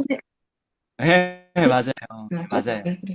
예, 왕의 신하는 깨닫지 못했기 때문에 깨우쳐 준 거고, 이 사람은 너무나도 이 세상 누구보다도 자신이 죄인이라는 걸 잘 자각하고 있었기 때문에 그 절차가 필요 없었던 것입니다. 준비가 너무 잘 돼 있는 거죠, 말하자면. 네. 예, 예. 자, 왜냐하면, 왜 복음이냐? 우리가 왜 이 이야기를 읽으면 하나님의 아들을 믿고 싶어지냐? 왜냐하면, 그렇게 오랜 세월 동안 패배감에 깊이 쩔어 있던, 그래서 아무런 희망도 없던 그런 영혼도 단순히 그리스도의 말씀을 믿고 그대로 행동했을 뿐인데, 단지 새로운 생명으로 변화되었기 때문에 그렇습니다. 음. 네. 왜냐면 전 알거든요.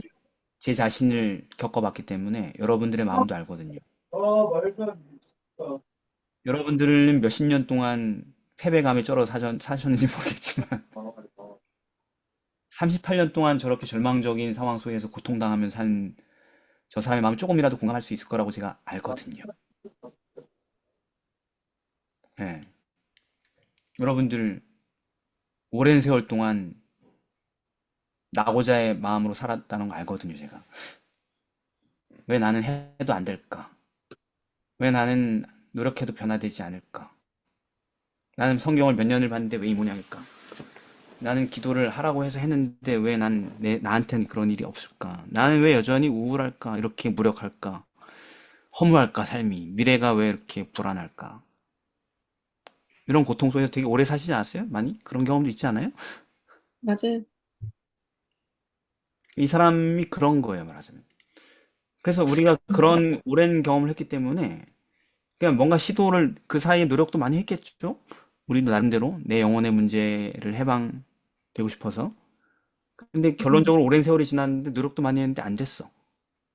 안 됐어요. 그럼 얼마나 슬프겠어요. 마음이 얼마나 힘들었겠어. 그쵸? 우리 친한 우리끼리도 그런 얘기는 잘 안 하잖아요. 그죠? 가장 깊은 아픔이잖아요. 그죠? 우리를 괴롭히는. 그런데 나보다 더 심하게 고통당하고 더 절망적인 이 사람, 패배감에 쩌들은 이 사람, 도와줄까? 그러는데도 아무도 안 도와줘서 안 돼요. 이런 얘기는 하는 사람. 도와주세요도 아니고. 그렇죠. 벌써 말이 부정적이잖아, 대답이. 네. 도와줄까? 내가 도와줄 수 있는데? 어차피 난 안 돼요. 뭐 이런 거잖아, 말하자면. 여태까지도 안 됐어요. 근데 그런 사람. 우리 중 많은 사람도 이 사람처럼 아주 오랫동안 변화에 실패한 경험들, 인생들일 거란 말이죠. 교회 안에 말입니다. 그래서 우리는 그런 데미지가 계속 쌓이면은 지식은 많아지는데 삶은 제자리면은 믿음이 점점 더 복잡하게 느껴지게 되죠. 하지만 이 사람 이야기를 보니 믿음이라는 게 이렇게 단순하게 작동하는 것이었어요. 구원은 이렇게 쉽게 오는 거였어. 그러니까 만일 정말 예수님이 물어보신 것처럼 네가 정말 낫고자 하느냐 그 질문에 우리가 얘 정말 낳고 싶어요라는 그게 진심이라면 그 다음은 이렇게 간단한 거예요. 그러면 내가 너에게 하는 그 말을 그대로 따르라. 끝. 음, 따르면 변화됩니다. 마음도 생각도 어두웠던 과거도 미래에 대한 전망도 변화되는 겁니다.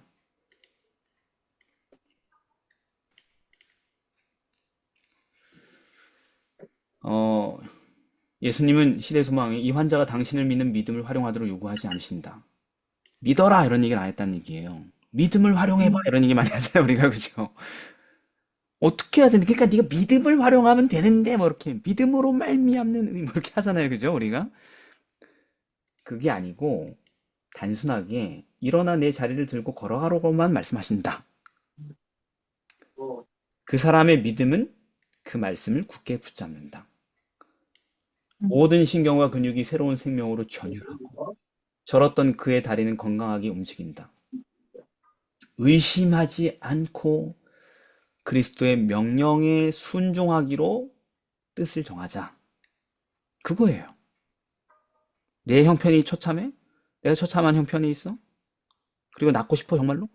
그러면 예수님께서 하시는 그 말씀, 단순한 말씀에 그대로 따르기로 결심하면 그리고 실행하면 그게 곧 구원인 것입니다.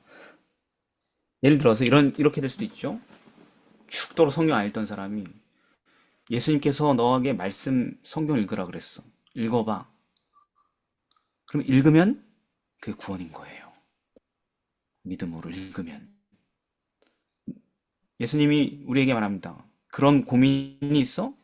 예수님께 죄를 고백하고 기도해봐. 그 말씀을 믿고 그대로 믿음으로 따르면 구원인 거예요. 새로운 사람이 되는 것입니다.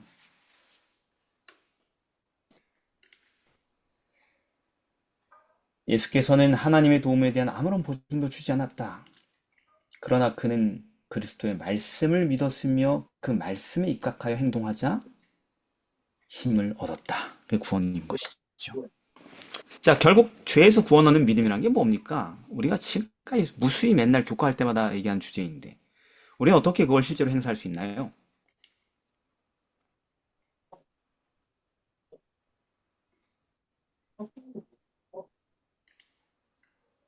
그것은 예수님이 우리를 사랑하신다는 것.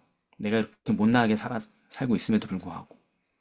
그리고 그분이 나에게 하시는 말씀을 믿고 순종하면 즉시 그분의 놀라운 능력이 우리를 어떤 깊은 중독과 수렁에서도 건져내신다는 사실을 믿는 것입니다.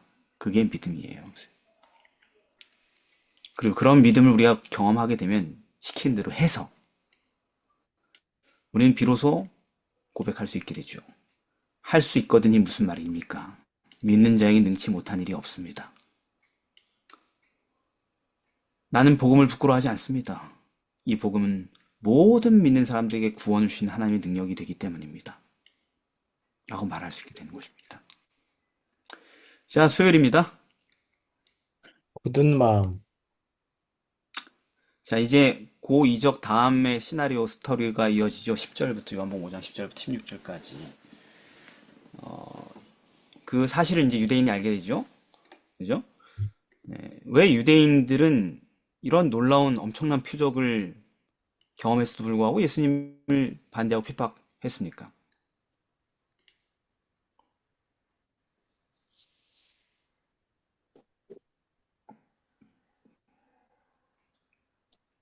조 집사님. 유대인들은 이제 자기들의 뭐랄까, 위치적인 것에 이제 위협이 되기 때문에, 음, 그것 때문에 이제 다른 걸로 이제 핍박하고 네. 예수님을 이제 그렇게 한 거죠. 예, 아주 정확하게 핵심을 찔렀습니다. 긴 이야기를 핵심을 전곡만 딱 찔러서 얘기했네요. 성경에는 그러므로 안식일에 이런 일을 행한다 하여 유대인들이 예수를 핍박하게 된지를 이렇게 써 있잖아요. 근데 이건 네. 정말 안식일에 그런 일을 행해서 핍박하게 된 게 아니고 원래 핍박을 했었는데 안식일에 치료 행위를 했다 하여 핍박의 명분을 더했다 이런 얘기예요. 음, 진짜 이유는 안식일에 그래서 그런 게 아니고 조승희 집사님이 얘기한 것처럼 자신들의 권력에 위협이 되기 때문에 핍박을 했다라는 것입니다. 표적이 나타났음에도 불구하고 하나님의 아들이라는 증거가 나타났음에도 불구하고 왜 그들이 그런 안식일 계명이나 이런 것들을 그런 식으로 만든 이유가 뭐예요? 통치하기 위해서 그랬단 말이에요. 그렇죠. 왜 하나님의 계명을 자기의 전통과 계명으로 사람의 계명으로 바꿔서 이렇게 강요해요? 그러면 통치할 수 있으니까 사람들을 지배할 수 있으니까 그죠? 네. 그런데 그 지배하는 것을 깨버린 거죠 예수님께서 자기들의 규율을 어기면. 자 다시 왜 예수님을 핍박했냐? 그분의 가르침과 감화를 통해 계속 자기들의 통치 수단과 권력을 상징하는 자기들이 세운 규칙을 허물고 있기 때문에. 알겠죠? 네. 네. 네. 종교적 열심이나 위선으로 포장됐지만 그들이 가르치는 교훈은 결국 자기 권력과 자기 재물을 보존하기 위한 이기적인 규정들이었어요. 음. 우리가 그렇잖아요. 국회의원들이 왜 법을 이상하게 만들었을까? 맨날 고민하자. 그 사람들이 다 법학 공부한 사람들이고 최고 명문학부 나온 사람들이 그 법을 왜 이따구로 만들지 하면서 고민들 하잖아, 다들 국민들이. 그렇죠. 왜 그래요? 자기들. 예, 법을 자기들이 사람한테 유리하게, 권력 유지하기 유리하게 만들다 보니까 이상하게 법을 만든다. 똑같은 원리예요. 예. 그래서 왜냐면 고르반 같은 것도 마찬가지야. 고르반. 하나님께 내가 드린 걸로 이걸 내 재산을 규정했소. 선언하면 누구도 못 건드려, 그걸? 부모님이 못 건드려. 그러니까 그런 유전을 왜 만들어? 지 재산 지키려고, 부모님한테도 안 뺏기려고 그런 규정들을 만들었다는 것입니다. 음. 그죠? 그러니까 정말 그분이 그리스도가 맞다라 할지라도 이 표적을 통하여서 그거는 상관없어. 그분이 자신들의 권력과 영향력을 훼손하려고 한다면 죽을 때까지 그분하고 싸울 수밖에 없다. 이게 그들의 입장이라는 것입니다. 예. 왜냐면은 그 안식일 어겼다는 게 뭐예요? 그 스토리에서 뭘 어겼대? 자리를 들고 가는 것이 옳지 않다. 그러니까 무거운 거 들고 이동, 이동. 그러니까 무거운 거 들고 가서 안식일 어겼다라는 거죠, 말하자면. 뭐, 그것도 있고, 자리를 이동하는 건가? 응. 아니, 사람이 이동할 수는 있지. 근데 음. 그 자리를 들고 걸어가라 해가지고 그걸 들고 걸어가서 그랬잖아요. 예. 그러니까 그게 얼마나 무거운 짐이었을까요, 그죠? 아하. 에이스 응? 침대를 깔고 누웠다가 에이스 침대를 들고 가니 얼마나 힘들겠어요, 안식일날, 그죠? 아닌데? 얼마나 아, 되겠어. 이 사람 지금 뭐 하는 이것도 거냐고. 아니- 이 침대가 무게가 100kg가 넘는데 아무튼 당신이 건강해졌다 할지라도 안식일 이렇게 땀을 뻘뻘 흘리면서 무거운 걸 짊어져도 되느냐고 이렇게 얘기한 걸까요? 아니요. 자리를 해봤자 밑에 까는 담요 한 장이었어. 담요 한 장. 담요 한 장 돌돌 말아가 들고 가는 게 무거워요? 아니요. 하나도 안 무겁잖아요. 그죠? 좀. 응. 뭐 200g? 300g 될까? 근데 그게 바리새인의 규정에는 무거운 거거든. 이 규칙 위반이거든요. 말 같지도 않은 얘기를 지금 아, 기경 환자가 일어났는데 관심이 없어 그거에는. 자기들의 통치 규정을 위반한 것이 거슬려. 네. 그죠? 네. 그래서 이 여기 시대의 소망에 아예 이렇게 써 있어요. 그러나 이 지도자들은 그들 자신의 권력을 유지하기 위하여 예수의 가마를 꺾어보기로 결심했다. 권력을 유지하기 위해서 그랬다는 거. 안식일 때문에 그런 게 아니고 안식일이 그들의 권력을 유지하는 수단 중에 하나였기 때문에 그게 그렇다는 것입니다. 자, 그러면은 뻔히 다 아시면서 왜 굳이 주님은 안식일에 그 사람에게 그 자리를 들고 걸어가라고 하셔서 화를 자초하셨어요? 결국 사내들로 끌려가서 신문당하셨잖아요.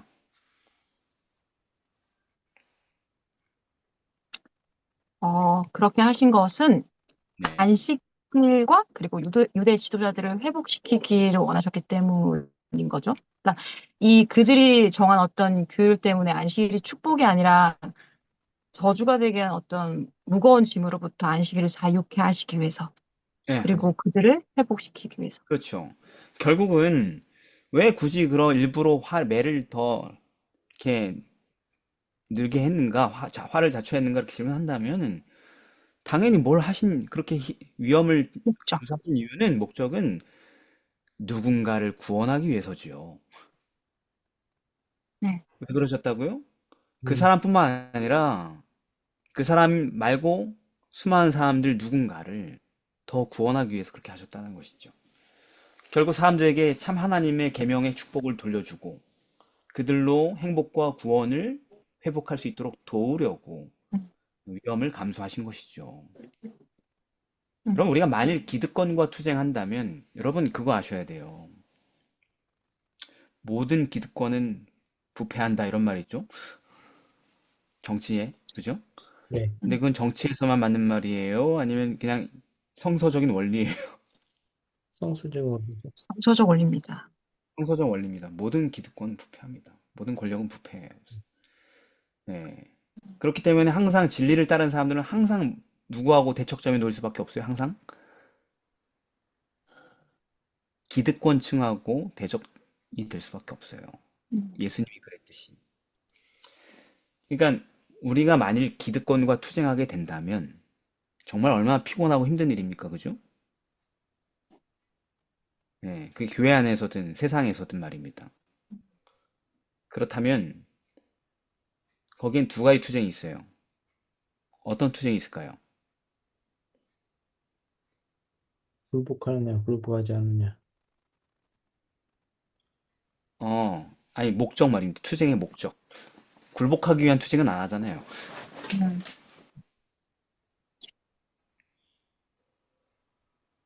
첫째는 자기의 고집과 자기의 이익을 관철하려는 투쟁이 있죠. 음. 예를 들면은 노동자들이 투쟁하는 게 그런 거잖아요. 기득권들과 급여 인상이라든가 그죠? 그런 투쟁이 있고 뭐 꼭 그걸 나쁘다고 얘기하려는 건 아니고 예를 들면 그렇다는 건 이익에 관련된 부분이라는 것이죠. 근데 그런 게 되면 안 됩니다. 우리의 투쟁은 기득권과 투쟁할 때 자기 권리, 자기 이익을 위한 투쟁이 되면 안 돼요. 우리가 투쟁한다면 그것은 마땅히 하나님께서 각 사람들에게 원래 주신 천부 인권과 자유를 돌려주기 위한 투쟁이어야 된다는 것입니다. 선지자들이나 사도들이나 종교개혁자들도 다 그런 투쟁을 치러야 했습니다. 그렇죠?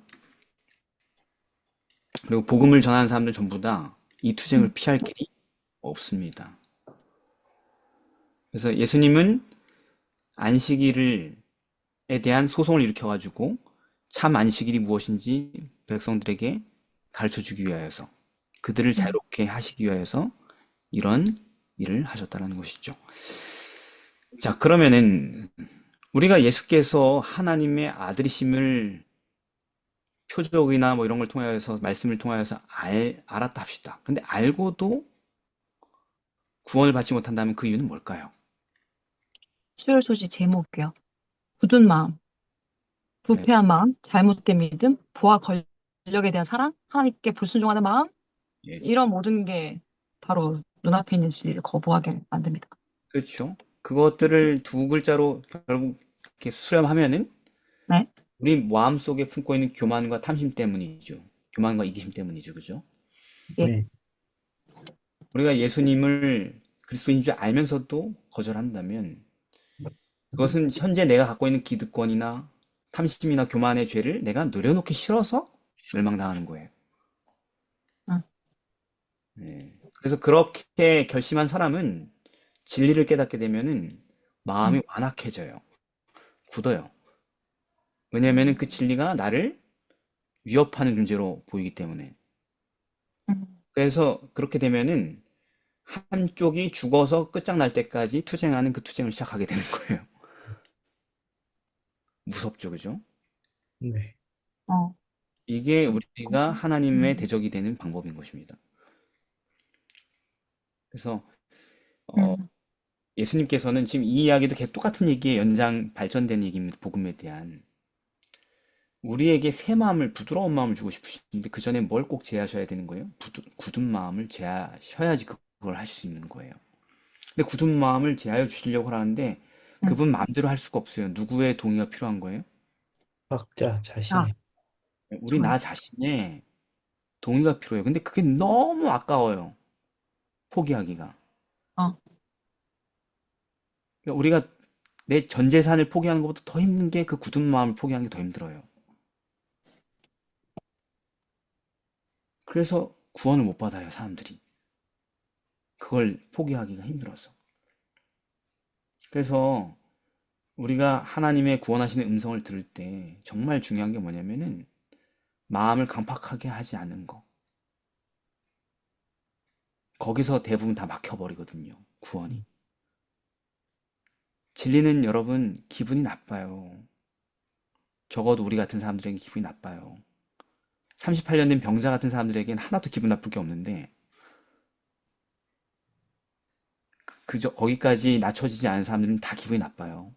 그렇죠.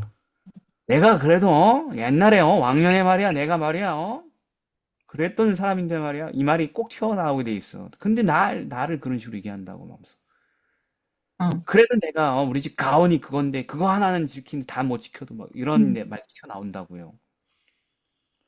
내가 나쁜 놈이지만 내가 그런데 네가 얘기하는 그런 사람은 아니다 뭐 이런 얘기들이 나온단 말이에요. 맞아요. 이 말을 듣고 마음에 찔려서 형제들아 우리가 어찌할꼬라고 얘기하면 좋은데 그럼 구원인데 음, 이 말을 듣고 마음에 찔려 저를 향해 이를 갈면은 그때부터는 할 수 있는 게 없어요.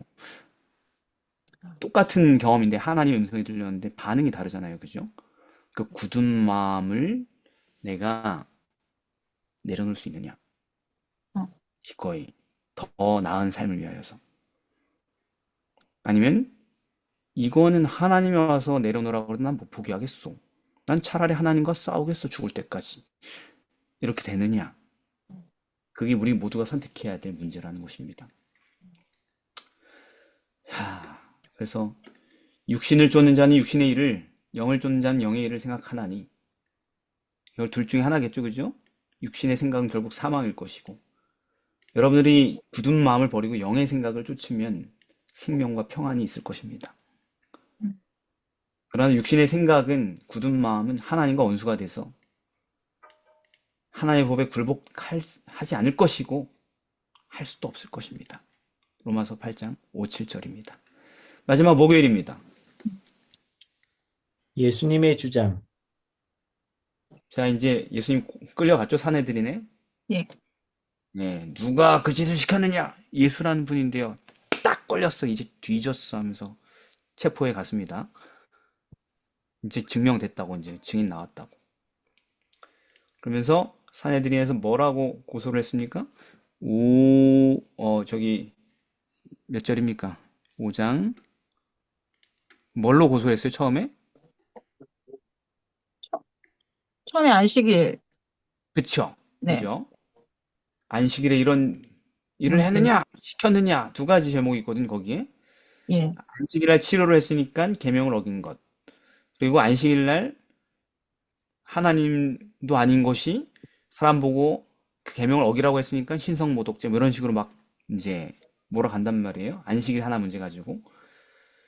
근데 예수님이 한마디를 하시죠. 네. 뭐라고 한마디 하셨기 때문에 뭐라고 하셨습니까? 17절. 내 아버지께서 이제까지 일하시니 나도 일한다.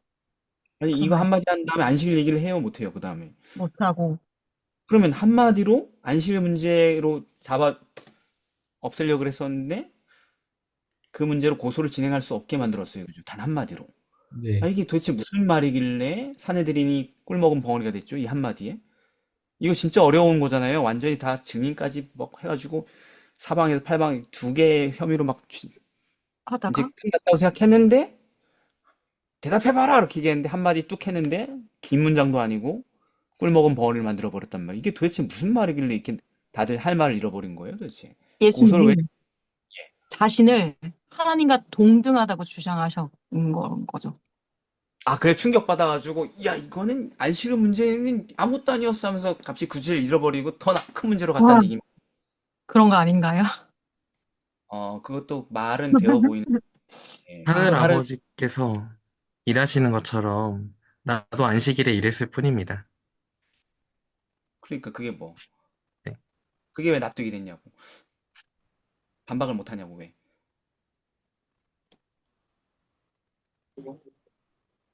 모니터 씨? 네. 예. 그러니까 그 대답이 왜 그 한마디가 내가 볼 땐 뭐 그냥 짧은 문장인데 그거에 왜 반박을 못 하냐고요. 사내들인 그 사람들이 말입니다. 음, 예, 여러분들이 살 생각을 잘 안 하는 걸 제가 질문하는 거예요, 항상. 예, 그냥 대충 그거를 속으로 이렇게 약간 얘기하는. 사실인 거로 약간 진짜 못하지 이랬나? 그러니까 였나? 왜, 그때서 그러니까 우리는 이 모르겠어요. 스토리를 보면서도 왜 대답 못 하지? 이해가 안 되는 거예요. 말쟁이들이 그 왜 말에 원의를 느낀 건 아닐까요? 진짜 그 말 속에 진짜 아, 약간 사자후 같은 경력이 담긴 그것 때문에 탁 쫄아가지고 원의 있는 말씀에 그럼 뒤에 막 시비를 걸어. 저, 그럼. 그, 예. 그 안식일에 하나님께서 우리를 살리시기 위해서 이 세상을 주관하고 계시잖아요. 그 개념은 유대인들도 들고 있었을 거 아니에요?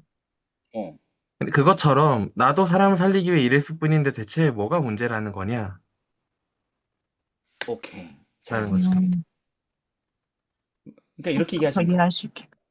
하나님께서도 안식일에 만민에게 생명을 주시고 자비를 베푼 일을 하고 계신데 응, 그분의 자녀된 사람들이 그렇게 하는 게 당연한 거 아닙니까? 이렇게 얘기한 거예요. 당연한 거.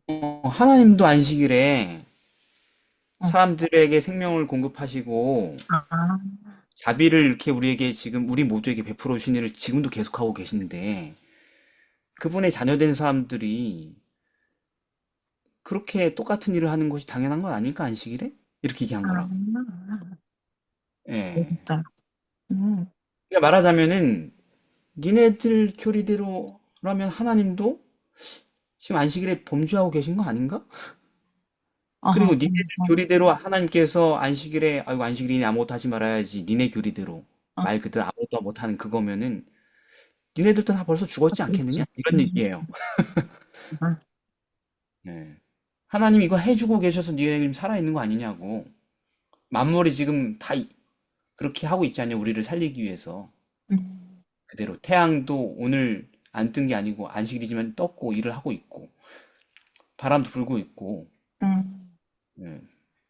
식물들은 자라나고 있고 음식물들은 먹으면 소화가 되고 있고 그래서 우리가 살아있는데 아버지가 하시는 걸 자식이 안식일날 똑같이 모본대로 하는 거 당연한 거 아니냐? 그렇게 얘기한 음, 거라니까요. 음, 대답할 수 있어 없어 이 논리에. 그러니까 우리는 예수님이 무슨 대단한 얘기를 했는데 그 대단한 게 왜 대단한지 잘 모르고 넘어갈 때가 되게 많은 거예요. 음, 한 방으로 끝난 겁니다. 네. 안식일은 사람의 생명을 유지시키고 회복시키고 자비를 베푸는 날인데 하나님이 늘 하시는 일인데 네. 그래 너희 아버지의 자비하신 것 같이 너희도 자비해야 되는데 음, 네. 말문이 막히는구나. 예. 그러니까 사모님이 얘기한 거 신성을 자기가 이렇게 주장한 걸까요? 아니면 이 말씀이 아니, 자기의 신성을 아니에요. 주장하신 건가요? 아닌가요? 아니요, 전혀 아니에요. 아니다. 또 네, 예, 아닙니다. 여기선 네, 자기 신성을 아니고. 주장하지 않으셨어요. 네, 보편적인 진리를 얘기하신 거예요, 그냥. 네. 내 아버지께서 일하신 나도 일한다는 얘기는 내가 바로 그분의 독생자다 이런 얘기를 하려는 게 아니라고요. 음, 음, 어, 하나님 아버지께서 일하시는데 우리 아버지신데 우리가 자녀된 사람들로서 아버지처럼 행하는 게 당연하지 않겠냐? 이런 얘기입니다. 이건 반박할 수가 없지. 음, 예수님 어떻게 한 문장으로 반박할 수 없게 만들까요? 만약에 저보고 반박하라 그랬으면 300페이지짜리 책을 써야 됐을 수 있는데 왜 이걸 안 하는지에 대하여서 아니 그것도 못 할 거야. 근데 그렇게라도 얘기해야지 이 정도면 충분하다 이렇게 생각하겠죠? 예. 대답할 말이 없으니까. 대답할 말이 없으니까 유대인들이 그 다음으로 음, 트집 잡은 게 뭐예요? 또 고소한 게. 고소한 게 전부 다 무너져 버렸어. 안식일을 가지고 음, 고소를 했는데 완전히 그냥 한 방에 음, 끝났어. 이제 어떻게 그냥 그래서 포기해야 돼요? 할 말 없으니까? 그래서 이제서야, 음, 자기를 하나님과 동등을 삼았다. 하나님을 이런, 자기 친아버지라 하여 자기를 하나님과 음, 동 삼. 그러면 여러분들은 하나님이 남의 아버지예요? 친아버지예요? 친아버지죠. 그러니까 어, 김영훈 씨의 아버지예요? 나의 아버지예요? 나의 아버지요. 어떻게, 그죠? 네. 우리 하늘에 계신 우리 아버지 기도문 주기도문 배운 적 없어요? 그렇습니다. 아직도 모르는구나. 자기 아버지인지 사람들이. 하늘에 계신 우리 아버지요. 이렇게 기도하라. 아버지요. 또 다른 복음서에서는 너희는 이렇게 기도하라. 아버지요. 내 어, 아빠라고요. 근데 왜 내 옆에 이거를 있는 내 트집자가 옆에 들어? 있는 내 옆에 있는 누군가에게 아유 저기 영수 아버지 이렇게 하는 게 기도하는 게 아니에요. 그렇죠. 내 아빠예요. 내 아빠. 예. 모두가 다 내 아빠예요. 그런데 그걸 트집 잡은 거죠. 뭐 말꼬리 잡기지 뭐. 아, 표현. 말, 예. 다를 게 예? 없어요. 내 아버지 이러면서 막 거기에 또 응. 꽂힌 거야 하면서. 그럼 내 응. 아버지 지금 누구 옆집 아저씨네 아버지야 그럼? 근데 알잖아요. 정치라는 게 그렇죠. 표현 네. 한마디 한마디 의미를 부여해가지고 유죄를 씌우는 게 정치죠. 그죠? 네. 아, 안식일만 포함한 게 아니고 자기 친아버지라고 자기를 하나님과 동등으로 삼어 뭐 이렇게 이제 생각한 거죠. 말하자면. 예, 그들은 하나님의 모든 평범한 자녀들이 안식일에 마땅히 따라야 할 모본에 대해 말씀하신 건데도 불구하고 말꼬투리를 잡아서 신성모독으로 다시 고소장을 변경한 거죠. 말하자면 안식일이 아무것도 안 되니까. 예, 그러니까 감히 평범한 사람인 주제에 자기가 하나님과 동등하다고 주장하고 있어? 이건 더 큰 문제야 하면서 이제 꺼리가 없으니까 다시 급조한 거예요. 말꼬리 잡고. 아유, 피곤해. 저도 이런 사람들이랑 많이 얘기해봤는데 평생 말꼬리 잡고 늘어지고 뭔가 자꾸 범죄를 씌우려고 하는 사람들이랑 얘기를 해봤는데 너무 피곤해요. 예, 너무 피곤한데 포기할 줄 몰라요, 사람들이. 근데 어, 아유, 너무 부러워, 예수님이. 나도 예수님처럼 이렇게 멋지게 한두 마디로 탁탁탁 이렇게 했으면 좋겠는데 난 정말 멋대가리 없이 대응한 것 같아요. 나 항상 후회가 돼요, 그런 시간들이. 예, 참 무지하구나 하는 생각이 들어요. 자, 그래서 음, 그러니까 이제 예수님이 다시 고소를 당했죠. 갑자기 고소장이 변경됐어요, 내용이. 예, 고소를 당했는데 여기에 대해서 어떻게 답변하셨는지 이제 오늘 마지막 내용인데요. 간결하게 여러분 요약해서 얘기해 줄 수 있는 분. 좀 길잖아요, 뒤에 대답이 끝까지 가잖아요, 그죠? 간결하게 요약해서 한번 얘기해 봅시다. 조 집사님 한번 간결하게 요약해 보세요. 어떻게 답변하셨나 이 고소에 대하여서.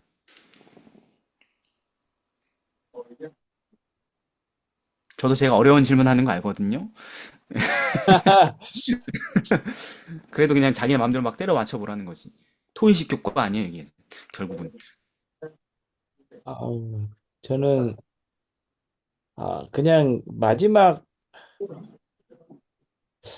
이게 안 맞는 것 같긴 한데 네, 괜찮아요. 막 질러요, 그냥 어차피. 영원히 영상에 남는 거니까 괜찮아요. 모르겠어요. 모세를 믿었다면 또 나를 믿었으리니 이는 음. 그가 내게 대하여 기록하였습니다. 그러나 그의 글도 믿지 아니하거든 어찌 내 말을 믿겠느냐라고 네네. 예. 하신 것 같아요. 아, 좋습니다. 김사모님.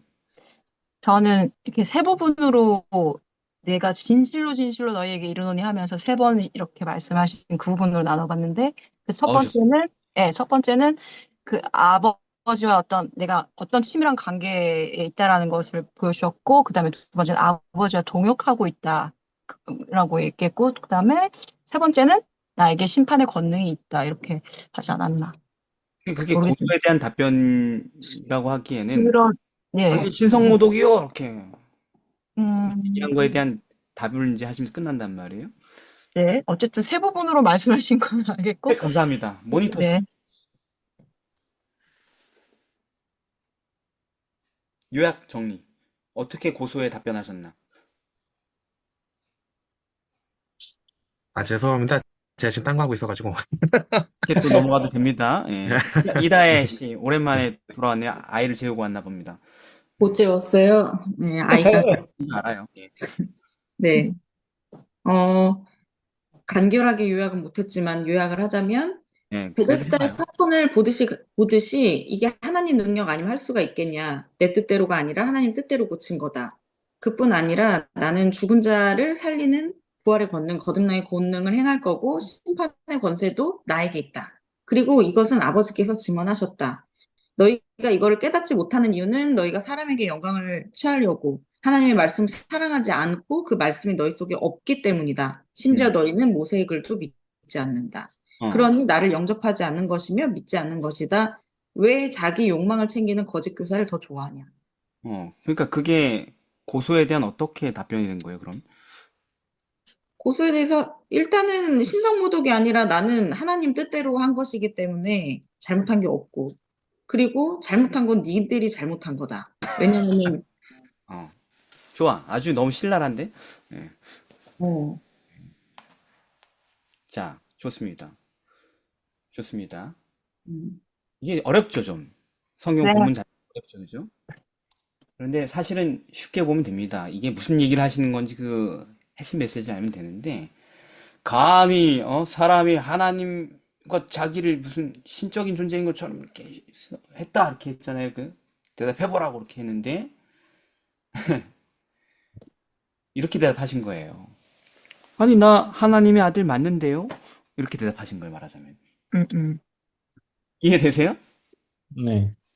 사람인 주제에 신성을 모독하다니. 이 고소에 나 실제로 하나님 아버지 뜻 수행하러 온 하나님 아들 맞다. 어, 그걸 이제 공언하신 거예요. 아까는 얘기 안 했었는데, 안식일 얘기에서는. 어. 그러니 신성모독이라는 주장은 잘못됐다.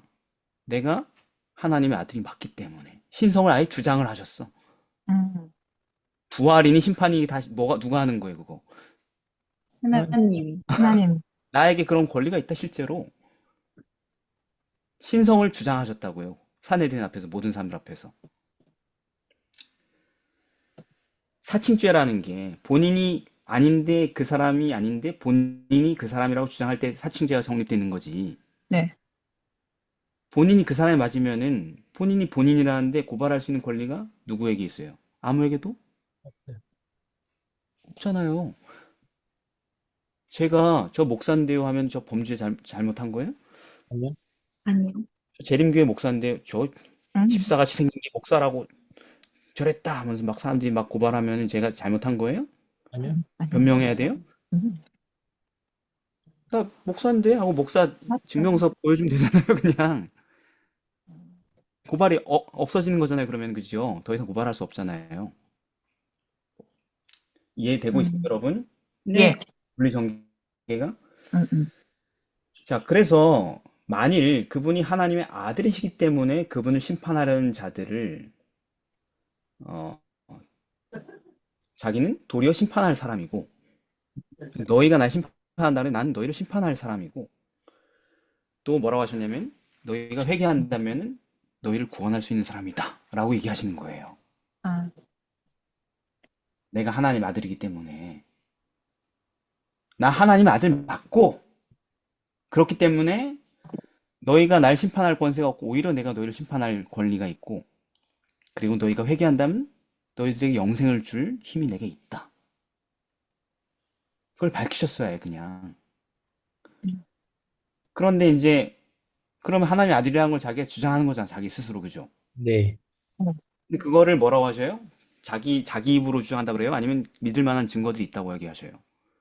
믿을 만한 증거가 있다고. 몇 절에 있어요, 그게? 몇 절에 그런 얘기를 하셔요? 33절? 읽어볼까요? 아니. 아니다. 뭐, 32절. 31절, 아, 32절.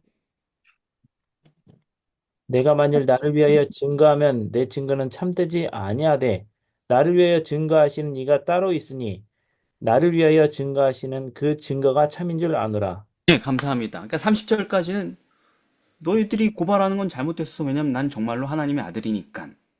너희들 심판할 권세도 있고 나는 너희들을 구원할 권세도 있어. 아예 그냥 이렇게 오픈한 거고. 그러니까 할 말이 없죠, 그죠? 네. 아닌 사람이 맞다 그런 게 아니고 그 사람이 그 사람이라 얘기하는 건데. 그런데 이제 문제는 뭐냐면 입증이 돼야 되잖아요, 정말로. 네. 그게 네. 하나님의 아들인 게. 근데 증명할 수 있느냐? 증명할 수 있다. 내 주장이 아니다, 이것은. 나를 위해 증명하는 증거들이 있다. 내가 아니고 외부적 증거들이 있다. 이렇게 얘기하시죠. 그죠? 그러면서 그걸 변명을 하시면서 요약해 줄게요, 그냥. 그 믿을 만한 증거는 첫째, 모든 사람이 하나님의 선지자로 인정했던 요한이 그리스도에 대하여서 공개적으로 증언했다, 이미. 음. 31절, 33절까지 그 내용이죠, 그죠? 네. 네. 하나님 보내셨다는 그 요한, 너희도, 그 사람들도 요한을 부정하지 못했잖아요. 하늘에서 왔다라고 네. 하는 얘기죠. 감히, 사람들 앞에서, 그죠? 그런데 너희들도 공증한, 모든 사람들이 공증, 여기 있는 모든 사람들이 다 인정한 하나님의 선지자 요한이 나를 그리스도라고 증언했다. 첫째. 둘째, 36절. 36절 읽어보세요. 내게는 요한의 증거보다 더 큰 증거가 있으니 아버지께서 내게 주사 이루게 하신 역사, 곧 나의 하는 그 역사가 아버지께서 나를 보내신 것을 나를 것을 위하여 증거하는 것이요. 말이 어렵지만 쉬운 얘기예요. 둘째, 너희들이 지금 눈으로 보는 바와 같이 여기 이 38년간 누워있던 불치병 환자가 건강한 사람으로 다시 일어나 있다. 바로 이것이 내가 하나님의 아들이라는 증거다. 그죠? 네. 셋째, 37절부터 46절 읽지 마세요. 너무 기니까. 네. 눈으로 한번 보세요. 37절부터 46절까지. 뭐예요? 성경이 나를 마지막, 증거한다. 그렇지. 마지막으로 아버지의 말씀인 구약 성경이 내가 하나님의 아들이라는 확실한 증거다. 니네는 그걸 보면서도 받아들이지 않고 있는 것이다. 수많은 예언들이 나의 삶에 이미 성취가 되었다.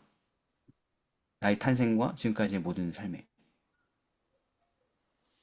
그 모든 증거들이 내가 하나님의 아들이라는 것을 성경이 말하고 있다.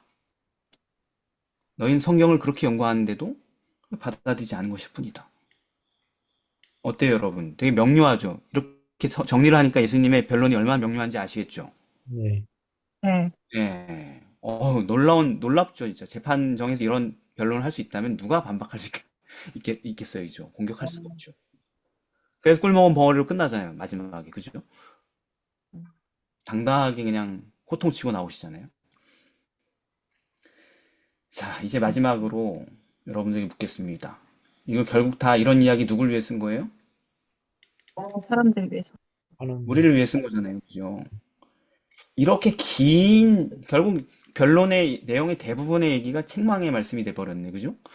네. 이 긴 책망의 말씀들을 이 관원들에게 이렇게 자세하게 설명해 주신 그분의 뜻이 무엇이었을까요? 하나님들이 다만 이 말을 하는 것은 너희로 구원을 얻게 하려 함이니라. 아멘. 그죠? 음.